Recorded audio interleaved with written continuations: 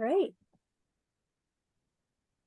So, seems like everyone can probably hear me okay. I want to welcome everyone to the 2023 Accelerating Climate Capacity Engagement and Leadership Summit convened by CLEAN. Welcome. My name is Gina Fiorelli-Duranlo. I am the program coordinator for CLEAN, which is the Climate Literacy and Energy Awareness Network. We are housed at Series Education and Outreach at University of Colorado Boulder. So we have a lot of great support behind us. We have a fantastic planning committee that has made this event happen, and we're very, very excited to welcome everyone here today.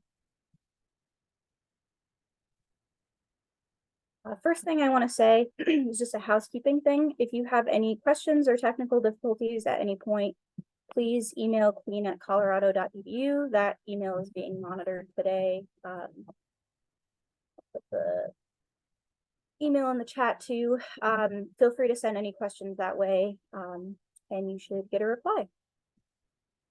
I will also point out some key people who are also here today. We have Don Haas, who is a member of our ACCELS Planning Committee, Frank Neopold, member of our planning committee, Katie Boyd, who is my colleague at CLEAN, and then a very important person today is Haley Krim, who is helping us with tech. So also feel free to ask her questions as well if you're having any tech issues. So one exciting thing that I wanted to take a minute to quickly share was a few graphs about who's here in the room today. We had you fill out this relatively long registration survey for a reason. We're going to be using that data for an exciting project that Frank will describe later called the ACCELS Matrix, but it's also allowing us to evaluate who's in the room.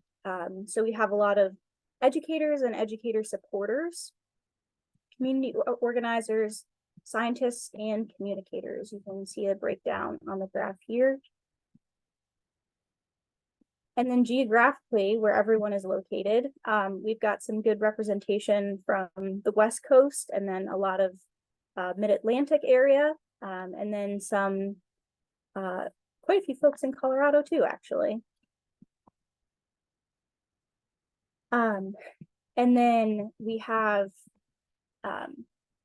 different age ranges here as well. You can see the biggest age range is the 30 to 50 age range, and then a little bit of a spread after that. And then what are we working on? Again, this will be expanded in our ACCELS Matrix discussion, but we have a lot of education resources and experiences going on, professional development opportunities that people are working on, and then a lot of community engagement happening. I'll also share these slides after the event today if you want to look at this a little bit more. Oh, are people not seeing the slides? I'm seeing Gina's slides. Somebody put in the chat. Okay, good. I think most people are seeing them. Okay, Rick, reach out to us. We can try to help you specifically. That's a good idea. Thanks. Okay, sorry, Gina, didn't mean to interrupt you. Thank you. Thanks, Katie. And then I just want to give folks an overview of our agenda for today. We're obviously doing an introduction right now. In a few minutes, I'll introduce Valerie, who's going to lead us in a place-based grounding, which I'm very excited about. At 2:15, we will start our panel that Don Haas will facilitate, and we'll do 30 minutes of panel and then 15 minutes of discussion and questions from the audience. Frank Neopold will lead us in an overview of the ACCELS Matrix for half an hour following that, and then we'll have a 15-minute break. In the second half, we will have the main event, I would say, which is the lightning talks from our working group leaders, and breakout rooms following that to meet with the working group leaders and discuss ideas. After that, we'll wrap up. So without further ado, I want to introduce Valerie, who I think I saw join the room. Valerie, are you able to unmute yourself?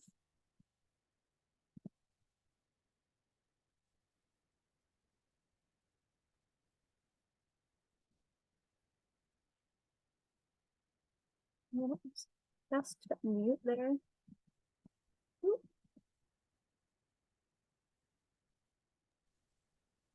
Oh, great.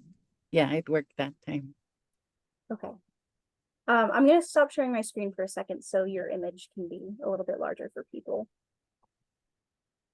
There we go. There we go. Hi, Valerie. So with us, we have Valerie Toney. She is the latest representation of her Yupik and Supik ancestry of the Queequeg tradition geographically located in the lower Yukon Delta. She is an interpreter of the Queequeg oral history and strives to help others interpret and understand the Yupik and Supik spirituality. She brings this interpretation to her work as a researcher at the Alaska Native Tribal Health Consortium and to her studies as a University of Alaska Anchorage anthropology student. Using what she's learned from her family, she leads a traditional Yupik and Supik dance group in Anchorage called the Europik Dancers. So I'm going to stop talking and let Valerie jump in now.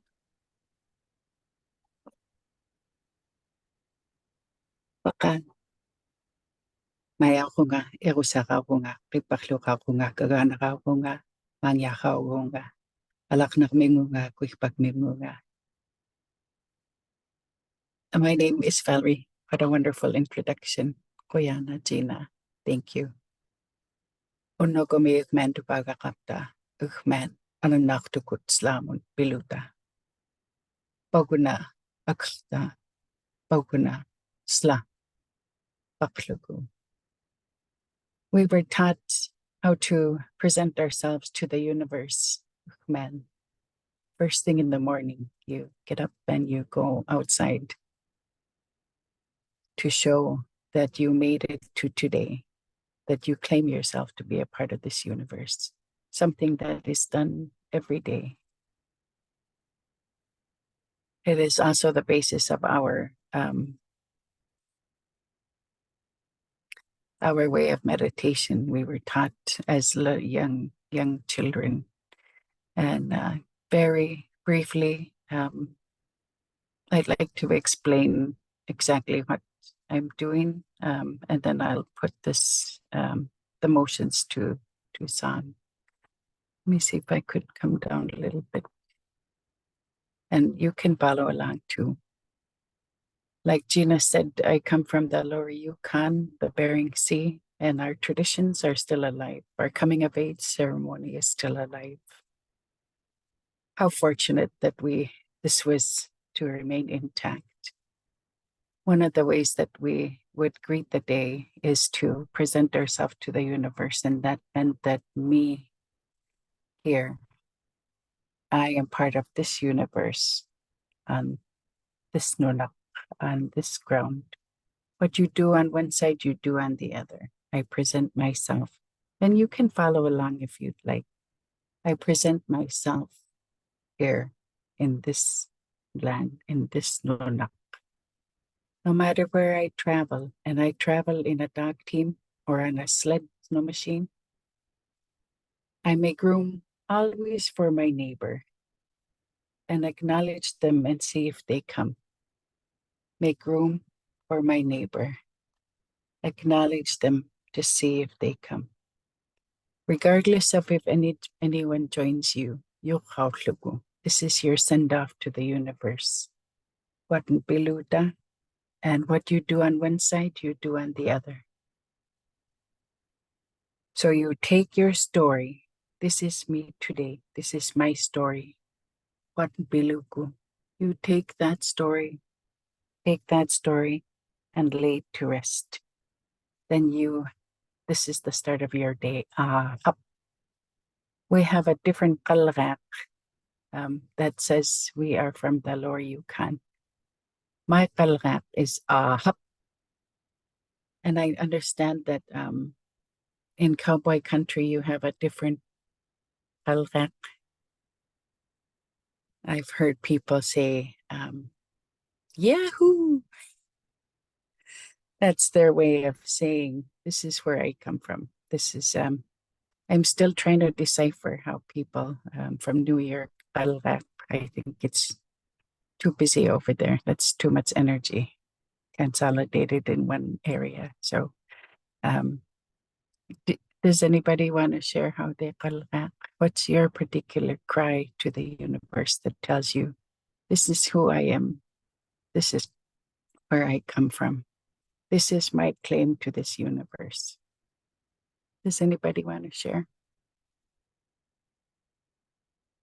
I've heard yeehaw, ooh-wee. Sometimes it has to do with a particular bird. I like that one. Ooh-hoo. Is that how you say it? Did you qalqaq? Make yourself known to the universe?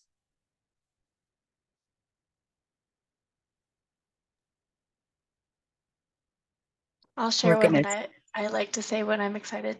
Woo, yeah. Yes. So that becomes our cry to the universe that says, I made it to today. And did you want to voice yours? You can voice it. Go ahead.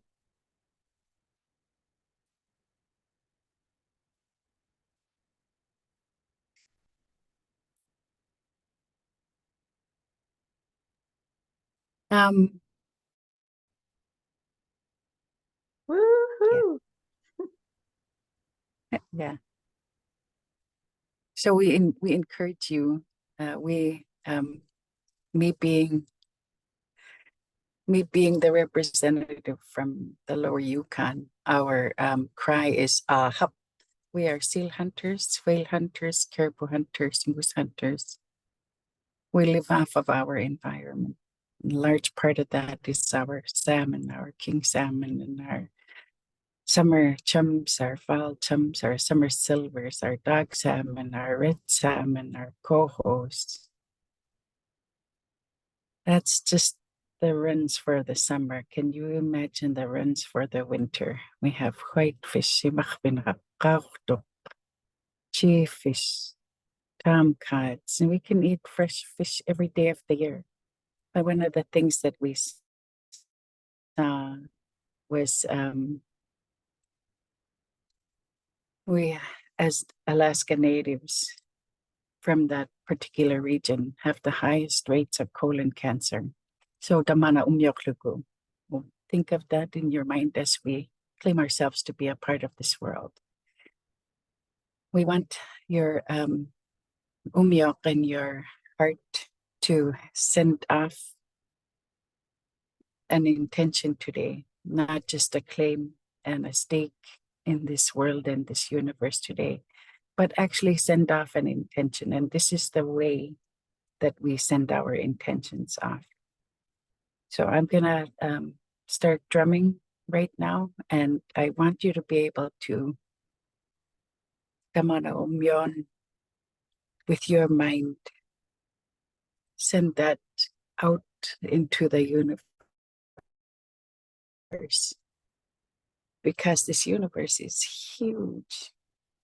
There are some people that will tell you that long ago that the veil was thin.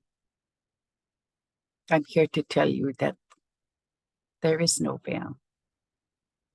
And it's with the power of your mind, and it's the drum that takes you there. So Tamanapit Kluku, with that, Adognalo, this is my dad's son. He's the one that passed on. He was a drum leader and the chief of my hometown.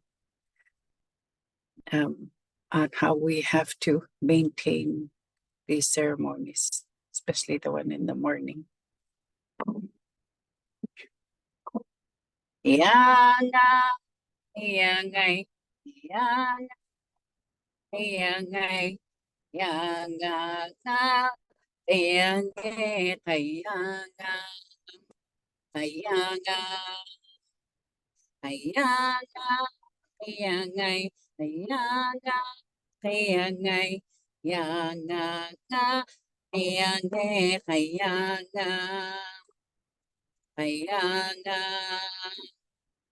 Ya kaya kay pagsukutamana nas velugu at kakalugo lutaw na si Wiklugo lutan apasing tukman na. There is a storyline to the song.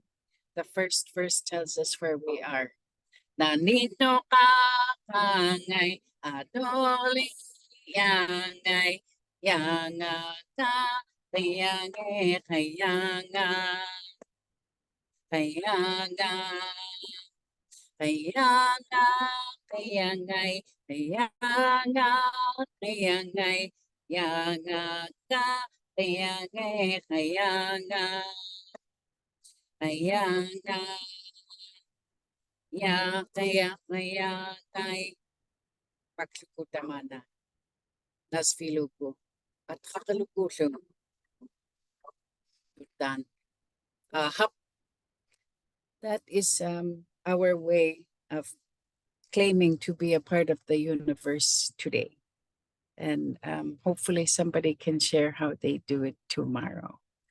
That would be really nice. This is called an ulnokuli sutak. It's called a morning song. And when the sun reaches and it starts to show you its energy for the day, this is when you do this song. Is to be one with the universe is where that's the energy that you use. Kuyanay Laksugulo, thank you very much for including me in your day today. Kuyana Gina. Cannot thank you enough, Valerie, for sharing that with us and being here and being willing to lead us, being our spiritual leader today. Really appreciate it. And the fact that you took your time. We are very grateful. Kuyana, thank you. It's a great way to center ourselves today and in the spirit of collaboration and partnership building. It's just a really great way to start the day. So thank you again, Valerie. Yeah, Kuyana. Kuyanay Laksugulo. Have a great day. Thank you. Okay. Great. So can everyone see my screen again? Okay, great. So beautiful place-based grounding by Valerie. And again, a great way to start our discussions here today and to center us. We are going to continue on to our next piece. The next slide here. As we introduce our panelists who are going to be talking about partnership building and education systems and their experiences with working with both of those things. My colleague who's here, Don Haas, is going to be moderating the panel, and I believe I've seen all of our speakers join. So everyone should have the ability to unmute themselves, and I will let them get started. Thank you, Gina. I'm Don Haas. I'm the Director of Teacher Programming at the Paleontological Research Institution in Ithaca, New York, and the moderator for today's panel with our panelists Ellen Ebert from the Washington State Office of the Superintendent of Public Instruction, Emily Fano from the National Wildlife Federation, and Zakia Grant from EcoRise. And I'm going to start off by asking our panelists to introduce themselves and say a little bit about the work that they do and how they have found success so far. So take it away, Zakia, you want to start us off? Okay, I was not expecting to go first, but I'll definitely take the up for the challenge. I just want to make sure that everyone can hear me. Yes. Someone give me a thumbs up. Thank you. So good afternoon, everyone. There might be some folks in other time zones, so good day, I think covers it all. My name is Zakia Grant, and I'm a senior program manager at EcoRise, and I am part of a wonderful team of program managers that do a lot with supporting K through 12 teachers with eco-literacy and sustainability education, obviously in the classroom setting. And so my role as senior program manager is making sure that teachers have the support that they need to bring sustainability into their everyday, that it does not have to be something that is an extra. And so, you know, we provide curriculum support, we provide professional development, and we really try to foster those relationships between schools and the school communities, because the schools don't exist in a vacuum. They are serving students that live in the immediate area for the most part. And we want to make sure that that education not only happens in the, you know, four walls of the school, but also outside of the school as well. And so my main reach is in New York City, where I am based. I happen to be in Washington, D.C. today for a meeting, along with Frank, who's in another room. I serve teachers in New York City and also a couple of other areas on the East Coast that I'll probably speak about on the panel. Again, I'm part of a wonderful team, a nationwide team in which we do many of the same things. Thank you. And I picked Zakia first just because she popped up on my screen first, and Emily is underneath her. So I'll ask Emily Fano to introduce herself and explain a little bit about her work. Sure. Thanks, Don, and thanks everyone. Thanks to Clean and for hosting this and welcoming us here. So my name is Emily Fano. This is my 11th year with the National Wildlife Federation, where I'm currently leading climate and resilience education programs, mostly in New York, but we're also working on some strategic plans for a national rollout. And one of my main projects is to manage a program called the Resilient Schools Consortium, or RISC, R-I-S-C, where we educate students about climate science, climate impacts, climate justice, and resilient solutions. We've been working for the last several years in the frontline community of Coney Island, which was devastated by Superstorm Sandy, and a lot of the schools that are located there were also heavily impacted. So we are taking kids down to their local shoreline to teach them about sea level rise, resilience features, you know, kind of teach them terms that they wouldn't normally learn about in school, and then engage them in climate action projects like dune restoration, which is actually helping to protect the local communities from coastal storm and flooding. The other project that I am involved with, which Don is also involved with, is the Climate Resilience Education Task Force, which is an intergenerational body of educators, students, NGO staff, community members, scholars, who are working to expand access to climate education in our state. And I can give an exciting update a little bit later on. Thank you. Thank you, Emily. And last but not least, Ellen Ebert from the Washington State Office of the Superintendent of Public Instruction. Take it away, Ellen. Tell us about yourself and explain a little bit about your work. Hi, good morning, everybody. Not quite afternoon yet, so good to see everyone. Valerie, thank you for that wonderful welcome in. Very, very moving. I very much appreciate it.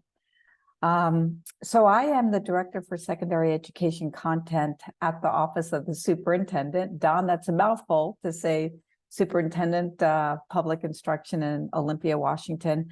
I'm in the Secondary Education and Pathway Preparation Program. I was previously, before our agency did a big reshuffle and reorganization, I was the K-12 Science Director. So my story is that we go back to about the end of 2017. It's December, it's Washington, so it's raining. And in case you weren't noticing, it was raining really hard, and the governor convened a group of people to come in and talk about climate change and what could be done about climate change in the education system. And so we had a robust conversation for 2 or 3 hours, and then we all left. About 2-3 months later, the state legislature passed a proviso providing support for science teacher training. It's very interesting wording. Provisos are short. They're usually about 3 sentences long.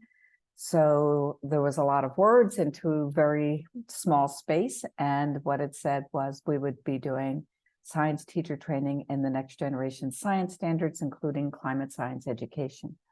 Well, almost immediately, my colleague in the Office of Native Education and I started putting our heads together to see if we couldn't get that language adjusted to include tribal nations, tribal education agencies, and tribal compact schools. And so it took us 2 years, but we did manage to get the language changed. And so I'm very happy to be able to say that our tribal colleagues stand alongside us. So in that first year, some funding was attached to the proviso, about $5 million. So our charge at the Office of the Superintendent was to develop the program and to write a grant program. So we had 2 pieces that we could see within the proviso. One piece was to support nonprofit community-based organizations to do climate science learning, climate science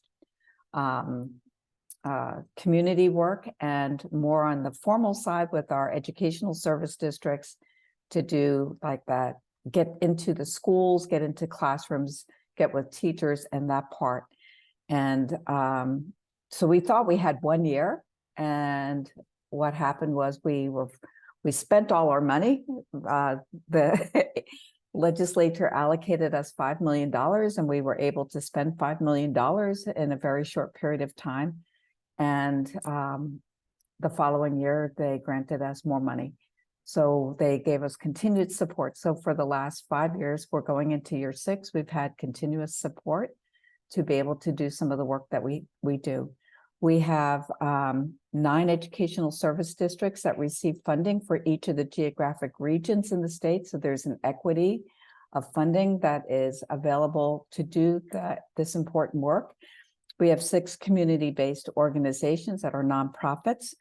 Our nonprofit organizations are really nimble. They're really able to do some of the things that formal education can't do. And I would say that now that was our first year, and our right now we have still the same 9 service educational service districts, 3 tribal schools in different places, and 8 community-based organizations, and our critical friends at the University of Washington in the Life Center. So I think I'll pause there. We noticed this year, we were kind of trying to figure out how many teachers have come through our programs in the last couple of years. And we're happy to say that over 30,000 teachers have engaged with us in some fashion or another in the last couple of years. Thank you. Thank you, Frank. Thank you, Ellen. Okay, the second question is, how have you had success getting this to scale, that work we're talking about? And if you can include some mention of funding in that answer. And I think we'll stay with the same order and go back to Zakia. Okay. As far as the success that we've had and funding, I mean, we've had a variety of different sources, and I think that's probably been the most successful thing. Is that we can have private funding. We definitely had support of agencies like NOAA and EPA. We've had some other kind of like big commercial partners. So I currently work with our partner at Southwest Airlines to develop one of our programs in Atlanta, Georgia, called Repurpose with Purpose, goes to schools. So that idea of, multiple sources, from a variety of different, a mix of different places, from government to private, it has been really, really successful for us. And you know, one of the things that we really do pay attention to is making sure that we are very intentional and who we receive funding from. And so while as a nonprofit organization, you know, we need funds to operate, but we also want to make sure that we are getting funding in the spirit of the work that we're doing. And so there's an investigation on our part in, you know, who are receiving funding from and what type of work does the funding require us to do? And so obviously some organizations or agencies is going to be a little bit more intense, but we want to make sure that we are staying within our focus. And so if it's not, you know, within our focus, we say no. And yes, it's a terrible loss of funds, but we want to make sure that we're staying authentic. But our good mix makes us makes it very clear that we can say no or yes with confidence. Great, thank you. And next to Emily to tell us about her success and the National Wildlife Federation success and getting things to scale and how they funded what they've done. Thanks. So yeah, I was thinking about this question. It's always a complicated question, funding, because I feel like we're always in fundraising mode.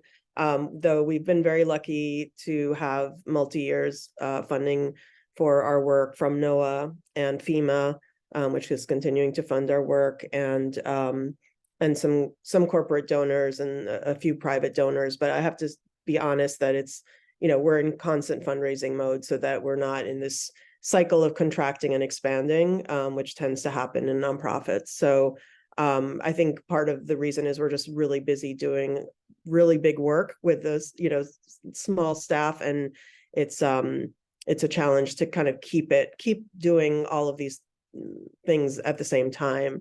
But I would say, in terms of how we've had success getting the work to scale is really through partnerships, and I know that leads into probably your next question, but we couldn't do what we do without partnerships. And we rely on so many amazing people, doing their own work and bringing people together. And I think that's what has really helped us be successful in getting our work to the next level, and continuing to keeping it going when maybe despite the challenges, is just the collaborations. So I would leave it there. Thank you. And last but not least, to Ellen to talk about your successes and how that's been funded. And I'll actually start with a question. You said you got $5 million to start in continuing funding. Did that mean $5 million per year in the continuing funding, or? Not quite, but still very generous support from the legislature. We received $5 million that first year, and then we were reduced to $3 million for the next several years. Last year, we received another bump and moved up to $5 million. And I'm always amazed, as frugal as we are, we have a very small staff. There's just a handful of us that run this program, but our grantees are really the ones working the magic. And so I would say that we haven't had a problem spending it all. But that gives us a lot of opportunity, but it's also, as I'm listening to Zakia and Emily, it is still a challenge to make sure that you are using that funding in the best possible way. And part of that is, the responsibility that I feel is that I have to continuously communicate back to leadership within my agency, and then leadership within the state legislature and the governor's office, so that they understand that the funding is how the funding is being used and what the successes are. And so you did hear me say that we've been able to reach a substantial number of teachers, but we're always thinking, who haven't we reached, right? And so the other thing that I do in my position is I'm able to see the other grants that that are in my kind of suite of work, and I try to stitch them all together so that we're all complementing each other. And then that way, the folks that we're working with in some of these other grants also see us. Then you start to get a synergy of scale because you're working with other organizations and other agencies, and you're putting your resources together. So for example, we have something called Field STEM, and that takes more of a look at career and career and technical education, working in natural resources. We have an elementary program called Salmon in the Classroom. So it's like we have that early toehold. And then we have a new initiative called Outdoor Education, in which we have this idea around stewardship of the lands through experiences that kids have. So we have teacher training, and then we're trying to stitch these other pieces together to help us get that economy of scale. And, it's just all the time thinking about, have we communicated the success stories, and have we communicated the needs and the challenges, because the needs and the challenges are always there, of course. Right. And the question number 3 of 4, by the way, in case you're wondering how far along we are, what has made the partnerships in your work successful, and what is one key aspect of your successes when building partnerships to do your work? And again, we'll start with Zakia.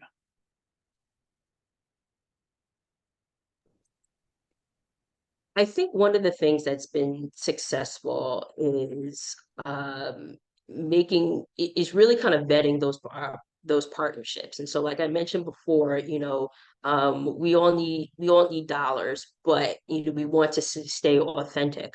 And so really trying to match up what our intentions are with our partners' intentions, but thinking about different types of partnerships. And I've mentioned this one a little bit earlier. I personally work with an organization in Georgia called Scraplanta, and I like to consider it to be a community-based organization. And the one thing that's very, very successful is that it is a community-based organization. It's something that supports teachers. It's a little bit different. They don't do K through 12 teacher-facing work like EcoRise does, but it supports the community that the teachers and the students come from. And so that really kind of solidifies that school community piece, which is important to EcoRise. And then it's also important to me. So I inject kind of like, a lot of my own personal wants and partnership in there, especially because a lot of it is based on things that I didn't see growing up. And so I want to make sure that the community is always involved in knowing what's going on inside of the schools that they send their children to. So that's just one of the examples of a very successful partnership. I think I'll stop there. Okay, and we'll pass it to Emily for talking about what has made partnerships in your work successful, and key aspect of success in building those partnerships. Yeah, so I think what I would say, and I would think about this in terms of the work we do with the task force, is that great partnerships are built on the foundation of personal relationships. And I would say that our lowly membership forum is a really great tool that's allowed us to learn about our members' backgrounds and interests. And we have a lot of really diverse folks in our network. We have a former researcher and chemist at IBM, a landscaper, college professors, retired educators, business owners, people working in TV and media. So we have a really colorful community. And Elisa, who's our task force coordinator, who's wonderful, who I think is on this workshop, has one-on-one meetings with all of the folks that join our network. And so she starts to build relationships as people are coming into this work, and helps them feel like they're part of a larger community, and puts a face to our organization. So and as well as identify synergies between folks and how we can all work together. So I think that has been a really great way to build a foundation and help people feel like they're part of something. And then we bring all those amazing people together to who often work in silos, and then put our brains together. And we become like a giant brain. And so all of the networks that we all have in our separate universes kind of come together, and we're able to draw from all our contexts and take advantage of our relationships to move our work to the next level. And I think that one key aspect of our success has been not only ensuring that our partnerships and our body is diverse, but that it's intergenerational. And I didn't say enough about our youth steering committee, which we formed in 2020, because we realized that when we're talking about a climate education, we're not only talking about teachers as our stakeholders, but our students. They are receiving this education, and they are at the center of our work and should be the central voices that speak on their own behalf. And so we have made sure that the youth can speak to their own lived experiences about the lack of climate education that they're getting, which is about 1 to 2 hours per school year if they're lucky. And we've made sure that they are front and center when we have meetings with elected officials, policymakers at the Department of Ed. We've had one of our students get asked to be on a youth advisory council to the state ed department. So they have been extremely important, representatives of the work that we're doing on their behalf. And we wouldn't have it any other way. Thank you, Emily, and I'm proud to say I'm a member of that task force, and I really enjoyed that work, and I'm very pleased with how it's going. And now to Ellen. Partnerships are, I think Emily and Sakia again kind of got the key pieces. They're about relationships, and oftentimes there is no money being exchanged, but there are rich relationships being built and lots of expertise being shared. And because you're continuously building out these relationships, a key piece is collaboration. So within my grantees in our first year, the grantees themselves had to learn not to be competitive, because if you're a nonprofit, your grant is your lifeblood. And so it's super important. So we found in year one that a lot of our grantees were competitive with one another and competitive with other grantees as well. And that was a problem because people were withholding information from one another because they thought that they would lose an edge. But in fact, what really happened was once Phil Bell likes to tease me that I kind of forced a collaboration. If you were to see me, I'm a very small woman. I can't imagine that I could force anybody to do anything. But let's just say that we entered into a working relationship that was not bound by competitiveness with one another, but rather collaboration, a spirit of learning together, collaborating together.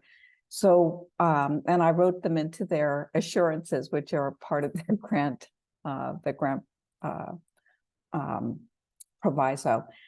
So also to continue to grow our friendships with each other so that we could improve our working and the professional learnings that we were providing, the activities we were doing.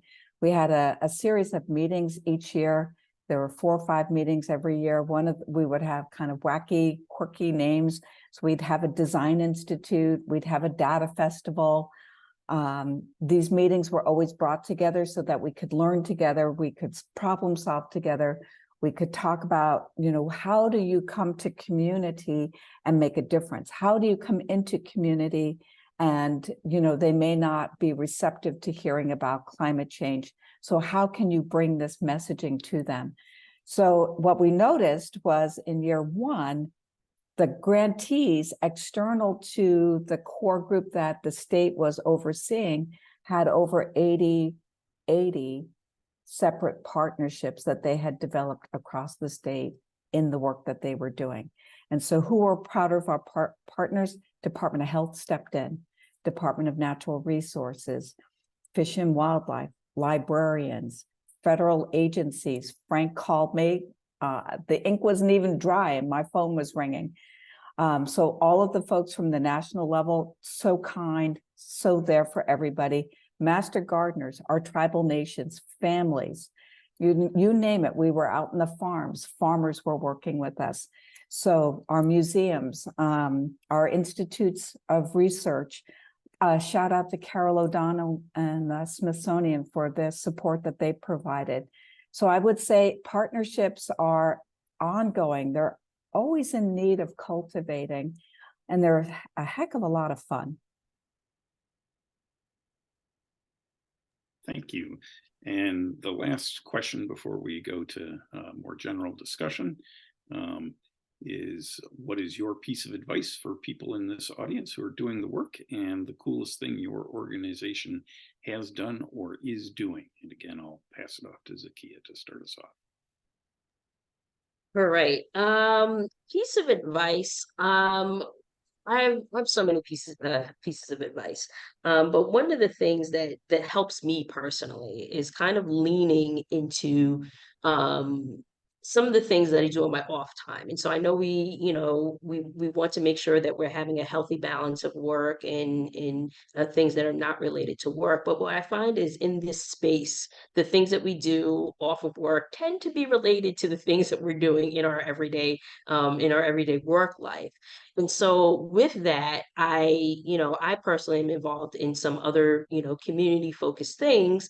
And I will find in that time that those chances to make wonderful partnerships that may impact work directly or indirectly. So really take a look at some of the things that you're involved in your off time, to see if they impact your on time at work.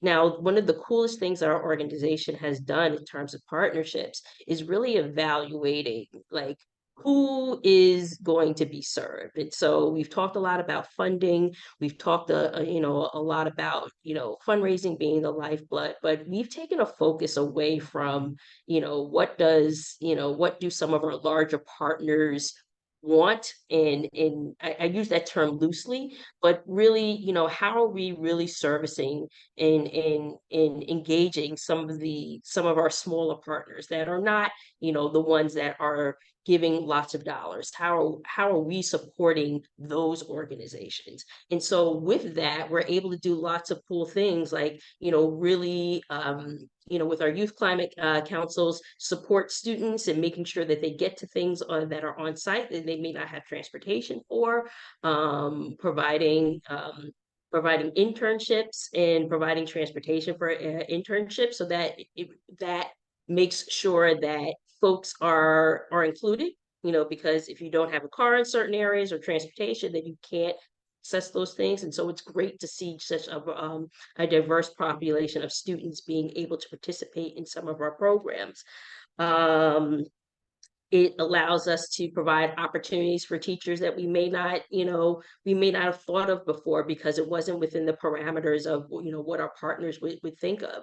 And so that could include field trips and our teacher ambassador program, and expanding on the relationships that our teachers have in their personal lives, in bringing partners in. And so all of those things, and those are just a couple of things that are really cool that we're doing. And it also, our partnerships as they grow allow us to increase innovation. And so if we're right now in this innovation space, I would be able to talk even longer for some of the new things that are coming out, that range from GIS mapping to online courses.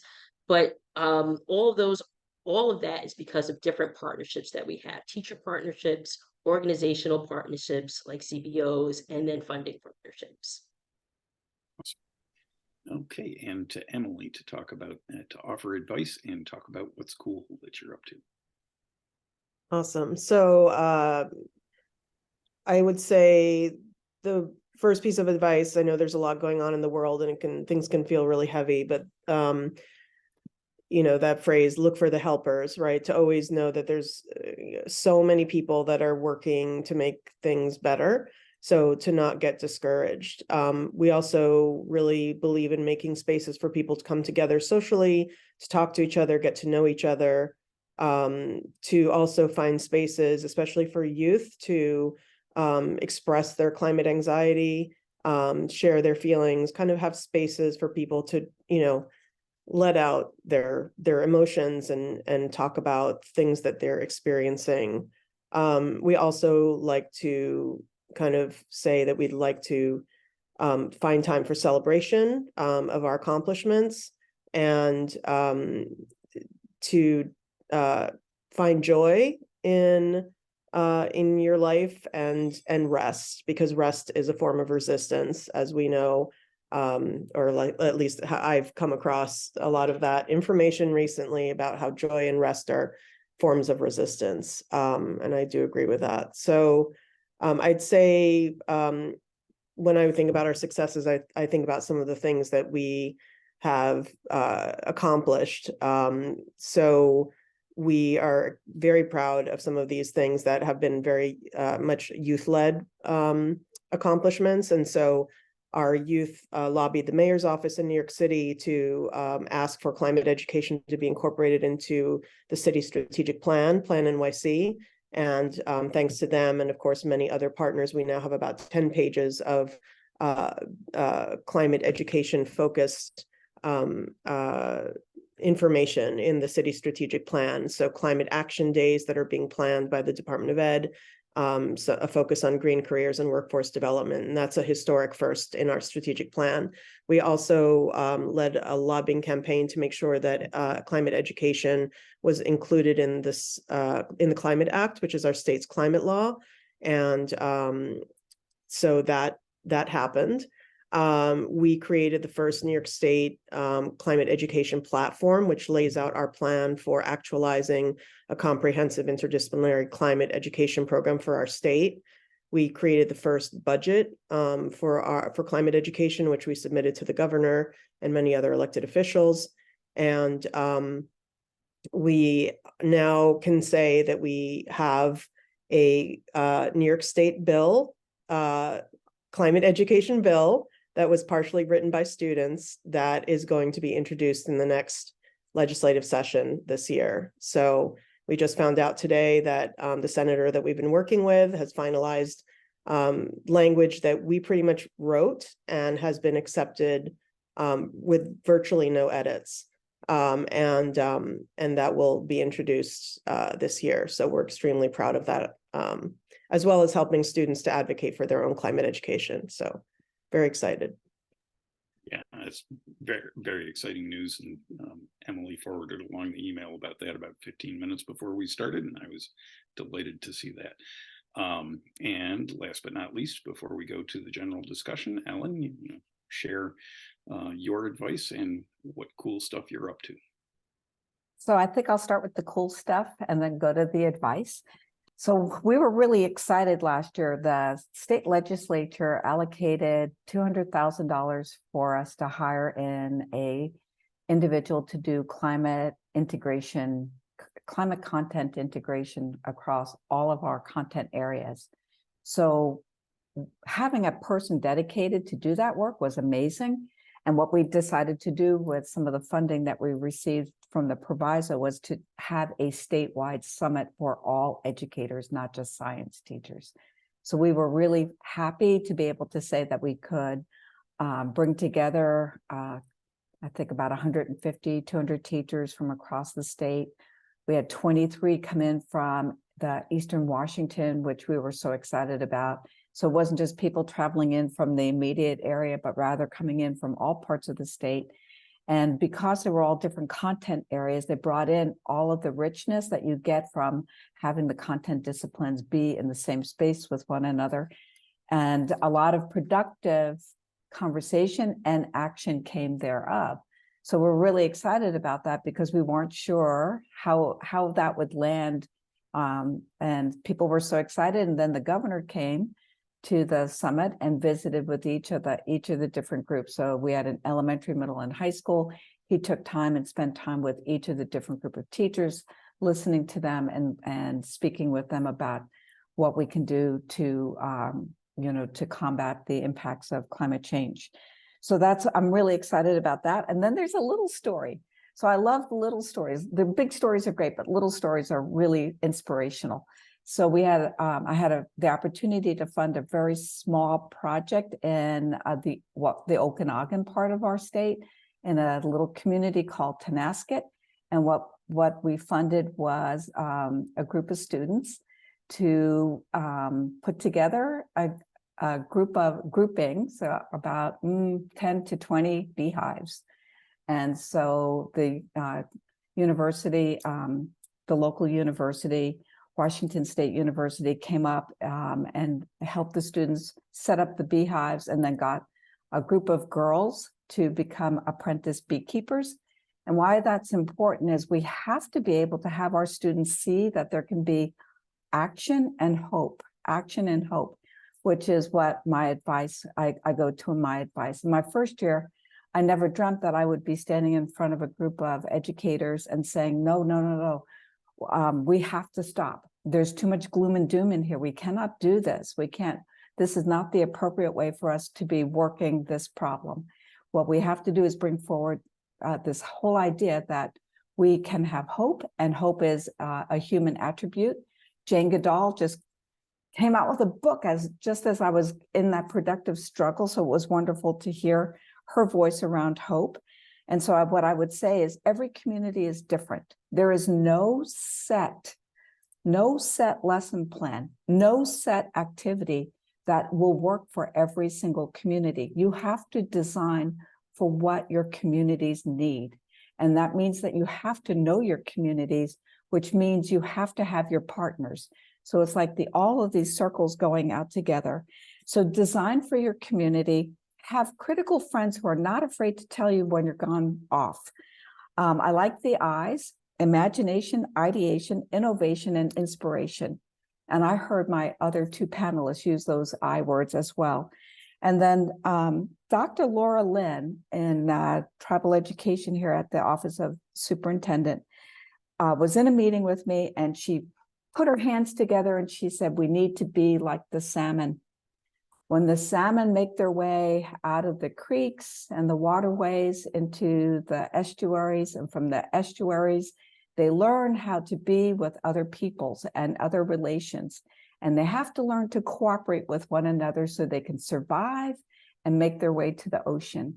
And when they get to the ocean, they again have to navigate very dangerous waters so that they can live and that they can thrive, and they come back and they lay their eggs, and we continue our generation. So we need to be like the salmon and learn to be resilient. And the last thing I will say to you is a colleague of mine in South Dakota, James Ratlingleaf, we were having this conversation about hope. And he said to me, Ellen, I will say this to you. When you have all the knowledge and you understand the knowledge and what everything about that knowledge, the knowledge will give hope and healing the opportunity to walk hand in hand. And so that is what I would leave you with, is that when we do this productive learning together, not only do we have hope, but we also have healing, and they will walk together hand in hand. Thank you. Thank you. And I'm told we have, we're allowed to go a couple of minutes over and take a couple of one or two questions. So if folks want to raise their hand or put questions into the chat, and raise your hand using the button, because there's too many of you to see you all at once. Elisa, go ahead. Hi, I have a question for Ellen. In New York State, we are discussing following in New Jersey's footsteps and opening an Office of Climate Education. And I'm wondering, in your position, if you found that was necessary for Washington State, or if there is a similar office in your state that oversees this work. I remember you were saying that your team is quite small. Yeah, thank you. We don't have a dedicated office, and the governor's office has talked about having a dedicated office, but one that might be housed with Department of Commerce. That was kind of the idea that was getting bantied about. I think if you, I like the idea of an office, but I don't want them to become insular. I want them to know that they have to continue to work the outside circles. So if I could modify the office piece to be housed within other offices so that they're not isolated, I would suggest that. Thank you. And a question in the chat from Juliana. curious to hear more about how your teams are working to ensure that the direction of these wonderful initiatives are being co-designed and driven by the needs and strengths of the communities with whom you work. We've all pointed to some of this already, but perhaps you could offer some more specific examples of key strategies or approaches you have found most useful, or perhaps have learned that do not work. Anybody want to take that?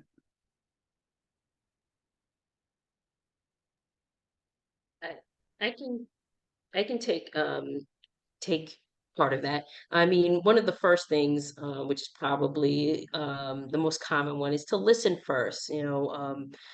We tried to get out of the way of, I know what's best for you. And so listening first is very important, but also acknowledging that even though you're listening first, that that your partner may not know exactly what they need, but being able to guide that conversation into them developing, asking you for the support, instead of kind of like, okay, I've listened, you still don't know, so I'm just going to tell you. So really still letting your partner within the community lead in a way where you're offering support, but you're still listening and allowing them to make some of those key decisions. Some of the specifics are kind of like in my personal work, is when I work with specific schools in New York City. They may not know exactly what we offer, and so I ask them, well, what is it that you want? What is your goal for your students? And I love being a troubleshooter, so it's like, I'm just going to sit here and listen and make sure that I gather all that information. And then we can craft something that works for your students. I'm not going to sit there and tell you, exactly A, B, C, and all that stuff, because it hasn't worked for me in the past as a former New York City teacher. And so I want to make sure that, teachers are able to have that voice, and therefore making sure that their students have that voice. Okay. I'd love to jump in and just answer that too. And I would just say that we've, our work is informed by kind of surveys of teachers. So what we issued this survey in 2021 to New York City teachers in partnership with the union to understand the landscape of climate education in New York. We wanted to know what teachers were teaching, what they wanted to teach, what resources they needed, how many of them wanted to teach about climate, how many were already teaching about climate, and what, we found some pretty incredible statistics that, over 90% had never had climate education in their pre-service courses. A majority had never taken a training on climate, during the school year for the in-service teachers, but a majority wanted to teach about it and wanted to attend a training. A lot of them just didn't have time, and they didn't have access to the right resources. So we've also looked at, of course, national surveys about student anxiety around climate, how they want climate education. Parents want it, teachers want it, New Yorkers want it. And then, of course, we look at, statistics about how behind we are. I know Smithsonian did a great study comparing the US to, other countries that are way ahead of us, in teaching about climate, Brazil, France, Canada, and so on. And so I know the United Nations is also saying they, we're hoping that all schools would be teaching about climate by 2025. And we also look at other states that are already doing it, and, kind of measuring ourselves against states like Washington, like New Jersey, et cetera. So we try to, inform our work, from data about what people say that they want and need. Thank you. And I'm going to let Lillian take the last question before we go on to the next. Thank you. So this is just an observation. I'm not sure it's correct or not, but in the last couple of years that I've been working in this space, the big missing piece to me is the school district superintendent adoption of climate change education. that makes it systemic, so teachers, there's a, groundswell from students, a groundswell from teachers, but I don't see in many districts the groundswell of adoption of that education throughout the curriculum.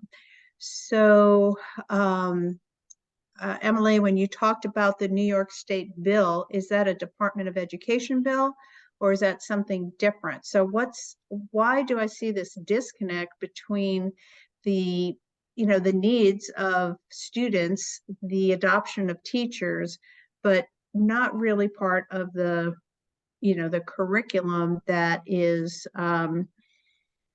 adopted? I know somebody said, there's like 1 or 2 hours of, climate education or environmental education, during a week or a month, but where's the disconnect there?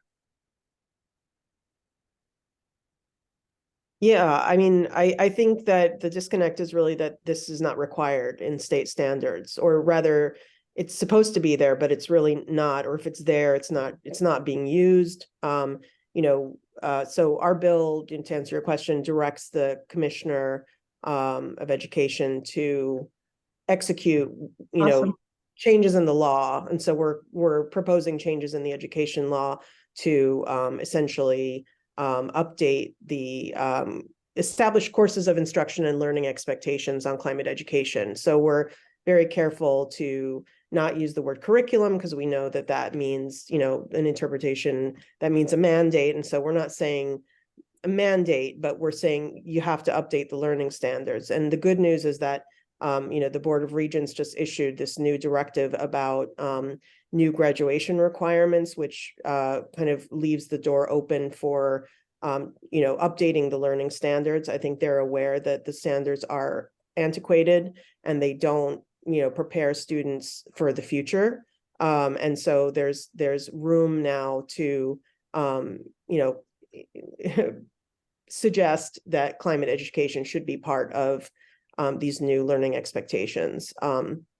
So I think until that it's in the standards, it's not, there's going to be a disconnect. There's no requirement for anybody to really do anything. Yeah, I'll chime in on that and note that what the correct bill advocates for is not changing the standards, but teaching climate through the existing standards. And so, for example, you've got to teach about the UN and social studies. What's the UN been most prominent about for the last several years? It's climate change, and that needs to filter to the assessments. The rate of change of standards in New York State is remarkably slow. So it's a 30-year cycle-ish to actually get new standards. So we got to move faster than that. And anybody else want to get a last word in? I do want to comment on it. It's a great question, Lillian. We're a local control state, so we wouldn't be able to make the mandate. Although we have identified very clearly and prominently where in our standards you can find climate change, in case you were struggling to find it. For example, there's like 64 references for K-12 in the science, but you can also find similar things in the other content areas. But I did want to talk about a program that we started at in Southwestern Washington, and now it's stretched across the entire state.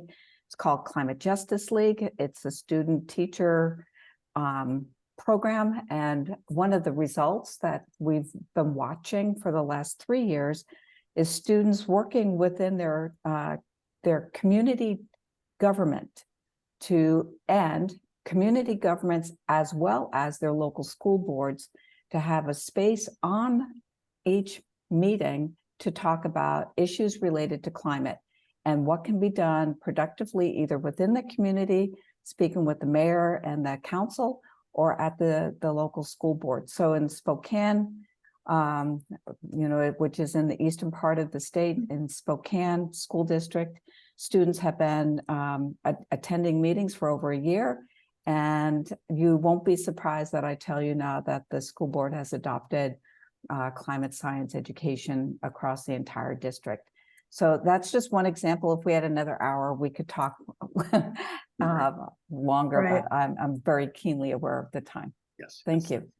Yeah, so we are a little over that. Those last two questions took a bunch of time, but great discussion. Thank you all so much. And I'm going to hand it back to Gina for taking us to the next step in the agenda. Thank you all. Yes, as Ellen just said, I think we could talk about this forever. There's so much wisdom and knowledge and insight on this panel that 30 minutes is too short, but we're a little bit behind schedule, and I want to give Frank enough time to discuss the ACCELS matrix. So I'm gonna remove our panelists and thank them all once again for being here and for their time and their wisdom and their energy. So thank you all again. Appreciate it. Okay, great. Can everyone see my screen again? Yes. And thank you, Don, for facilitating too. Yeah, I'm going to introduce Frank Neopold next, who is going to talk about our matrix, and he will be describing it. Haley Krim has also helped support this effort in the background and has helped pull it together so we have this amazing data in an understandable and digestible way.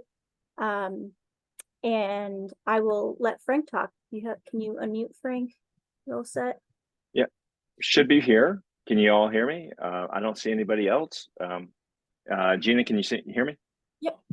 All right, fantastic. So this is a really exciting thing that we're trying to do here. So I've been the climate education coordinator for NOAA for 18 years. I'm in my 19th year. And way back in 2010, we had a lot of federal funding from NOAA, NASA, and NSF on climate change education. Almost, about $170 million between 2010 and 2016. And one event, we kind of started this idea where we just say, who's working with what audience and in what way.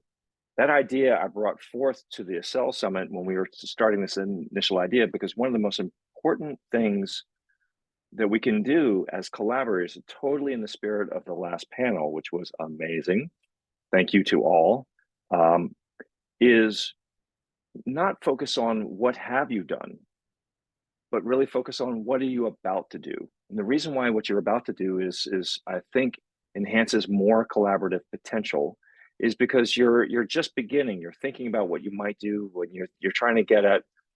And what you may not realize is there's other people working with a similar audience, with a similar modality of working with that audience. So you might be teacher professional development, you might be curriculum, you might be podcast, who knows? The intent of the matrix was to show you, reveal to you who is working on things like you. So I'm going to share my screen and I will give you a quick intro into that. And I got to turn off my so I can actually see my screen. There we are, share my screen. Here we go, share and slideshow. So what this, Gina, can you give me a thumbs up? You are seeing the screen? Perfect, thank you. So grab this bit.ly. It'll be at the end, so you don't have to worry about it. I'll leave it at the end. So these are the audiences. Now this is just a set of audiences that we have so far. We've been building and tweaking this approach, but these were the audiences that you had to pull down and you could say, yes, I'm working on that audience. I realized that you could only choose one audience. As we evolve this, maybe you might want to say, this is a project that we work with this audience and it also works with that audience. We didn't give you that option. So today you chose one audience. But again, the intent of this is really showing the diversity of audiences that are important to this work. And so then you look at the modalities of working with those audiences. So there's a lot of electronic media, there's community engagement, civic engagement, scientific process. That's really where that community science works, exhibits for the informal community, field work, facilitated programs, curriculum, workforce development, and workforce and professional development. That's a really important refinement. And then also network development and community building. This is kind of the work of our community. If you see something, because I can't see your chat right now, if you see something like, how did we not leave that way we work with an audience? chat it away. We can update this. This is an organic, dynamic thing. We've been working on this since 2010. But let's dig into the most important thing, which is this. Now, Haley Krim spent a lot of time trying to figure out where this is. This is built, we did this last year. And so I noticed some things right off the bat. The whole point of this is the matrix is audience and what you did when you're working with that audience. And you start seeing some clusters. So I'm going to light some up for you. You have access to this matrix, so don't expect to be reading those little teeny tiny numbers. But you start seeing that there's some areas where multiple programs, people, initiatives, institutions are working in this matrix. There were how many, Haley? I think there were 87 different unique people. There are more people who've completed the registration since after we closed it off at noon today.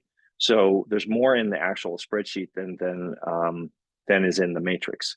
And I think that there's a lot of other people that, like, how is that person's work not in here that you're going to see? But there's also a lot of people whose work in here that you're like, wow, I didn't know about that. So the whole point of the matrix is to build collaborations. You have name, work, audience, project. So hopefully as a result of this work, as we go into the next parts of the summit, you start seeing where are there areas for collaboration because you're about to do these things. And I think that's where the high potential is. Now, if you look at that, let's just look at that one cluster. It's the most dynamic one, which was K-12 students curriculum. And so these are just some of the who, and I'm not sure everybody who registered showed up today. I don't think the answer is yes. But this is just gives you a sense of who is working on that intersection of K-12 students and curriculum. And so you can see reach out to each other, talk to each other, collaborate, see if there's opportunities to do things together. Now, if I go back to this one, I also notice, and I color coded this, I just came up with some colors. I don't know if it works, but the blue and yellows are rows where like there's nobody. That doesn't mean there's no work in this area. It just means that no one from that area registered. When I'm at NAAE today, Judy Browse, who does a lot of work in this area, she's like, what? I'm not in the matrix? And you're like, well, you didn't register. She's like, what? How do I get in there? This happened after noon today. So I know there's a lot of missing here, but I did notice this one right here, which is the intersection of career and technical education for students and career development and identification. Only one of you identified that as what you're working on. I personally know there's a whole lot of more work on that than we are here that is represented today. So Sarah from New Jersey, another state leader, put that in here. Ellen Ebert might have actually has a lot of work here. I know there's a lot of work going on in Maryland and other places. So the whole point is that this is going to have to be an ongoing upbuilding process. One of the tabs in the matrix has everybody's, so like you've been seeing those little codes, 1A, 2A, 2B. A is the project, B, the number is the who. So Seth Spencer is the first person to complete the survey. Thank you very much, Seth, if you're here. But Seth, just put in one project. I know Climate Generation's got more stuff going on, Seth, than just one thing, but they put in one, and I'm a partner on that. It's an amazing project. But you have all that information in the tab that talks about, the project tab. So you can actually use this actively. So please do so. And so here's the bit.ly. I'm going to leave it here. I know I only have 9 minutes. I'm going to get us back on schedule, Gina. But I think that the potential of what we're doing here is very high. We've been assembling the Clean Network and growing the Clean Network since 2008. A lot of us, we've heard this so many times where like, hey, I know that voice because you listened to our clean calls that happen every week at 1 p.m. Eastern time on Tuesdays. But there's a lot of people in the network that just kind of participated in the listserv. This is an opportunity. Some of you have stepped forward and completed the registration and shown what you're doing. This is really a unique piece that Gina has been leading us in, is creating this space for us to actually start sharing it as we begin to do these things, so we can actually increase our collaboration. So if there are any clarifying questions, any things that you would like changed, or any feedback on this tool, I hope that you find it all valuable as you go from today forward. It's available to you at this bit.ly. So anything that would be helpful as we move forward, as we go, and also, anything clarify, I'm happy to do it. Hands work. There we go. Oh, Sarah May, what's going on? I haven't seen you a bit. I know, I've been busy. Yeah, so I'm just curious, when I filled this out, I was kind of like, okay, what can I put in here off the top of my head? But there's a ton of other stuff we're doing.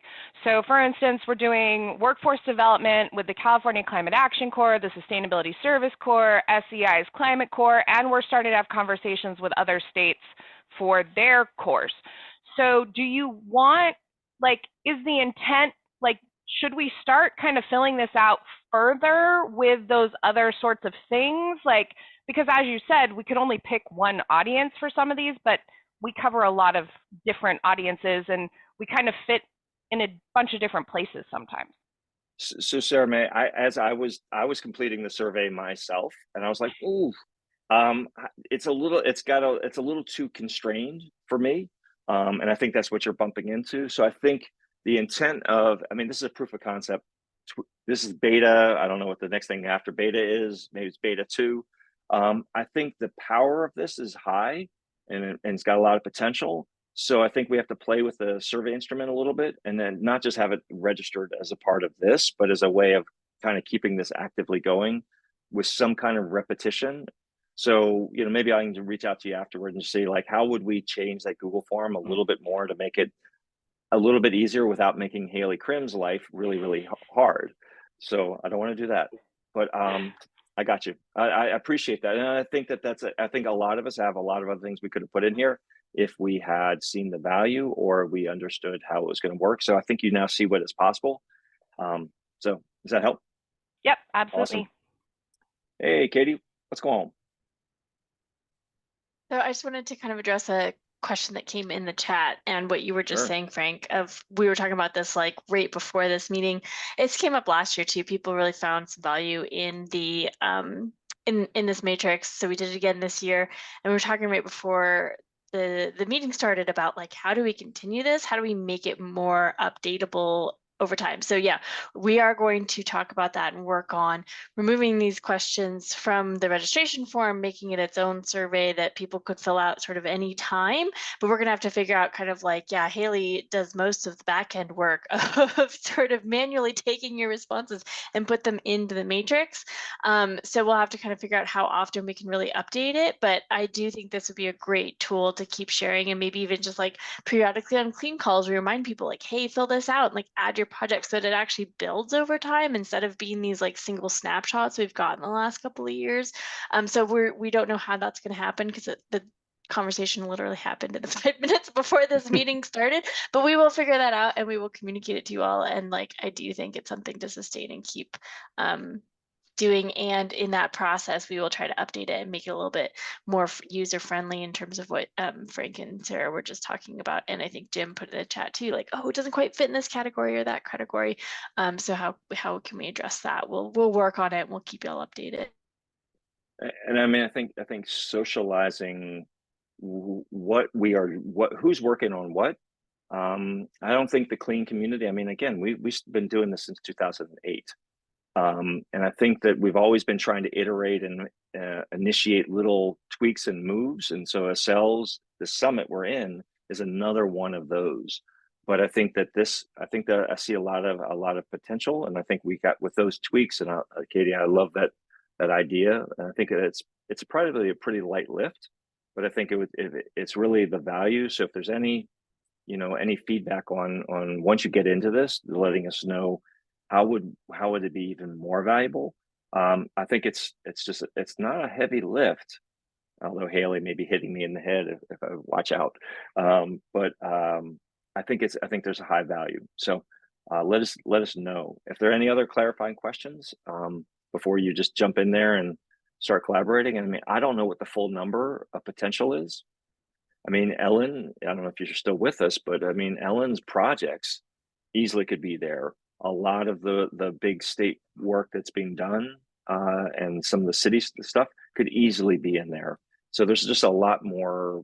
The community is way larger than what we have there, which is larger than last year. But I think the potential is actually very large. And that's just the domestic. We're not talking about the international work. I mean, Canada's doing some amazing work and then keep on going. So there's no reason why this has to be limited the way to a national context. Gina, does that get you? And any last questions? You see anything in chat? Because I can't see anything. Well, Katie kind of addressed this, but Christy was just asking, I don't know anything. I don't know if you know anything about the Gen Thrive project, Frank, but she was asking if she's curious if this overlaps at all with the Gen Thrive project and data visualization. Actually, I talked with Zakiya about this earlier today. So, wow, we're on it. What is different about this, the ACCEL matrix and Gen Thrive, they're very similar, is that this is really talking about how do we increase collaborations with people who are working on similar audiences and similar ways of working with that audience going forward, as opposed to Gen Thrive is here's what we currently do, which means the collaboration potential is it's already done, in my understanding. Now, there might be collaborations that come from Gen Thrive, but the other thing is Gen Thrive is going at this kind of in a state by state way. This is really in a much more cloudy way of approaching it.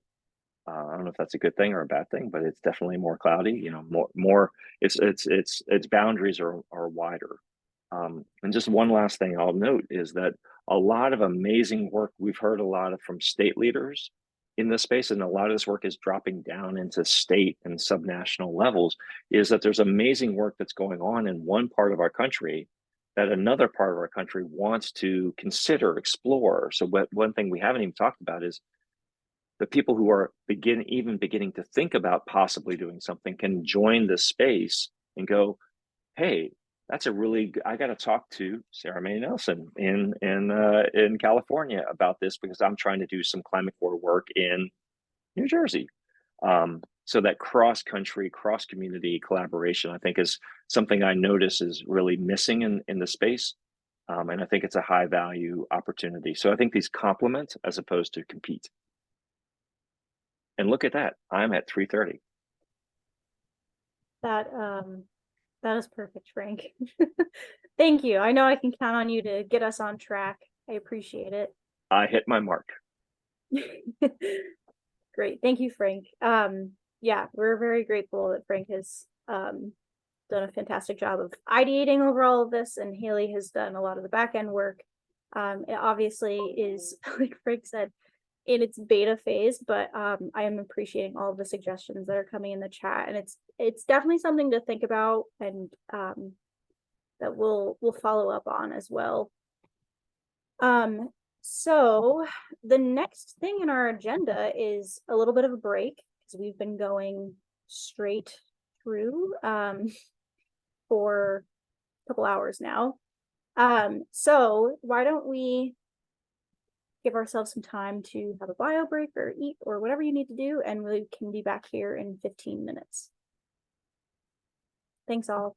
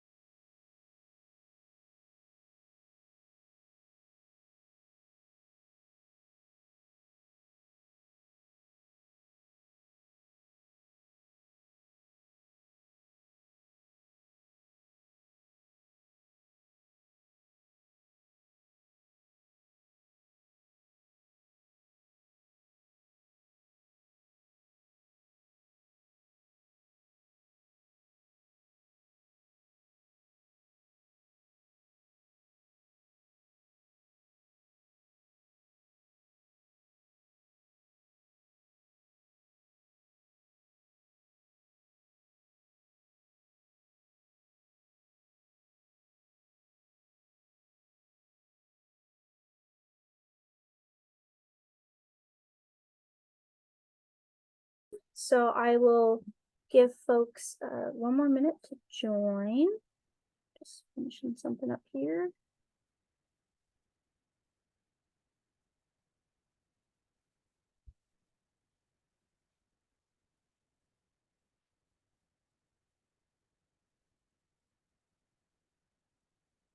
Okay. So we have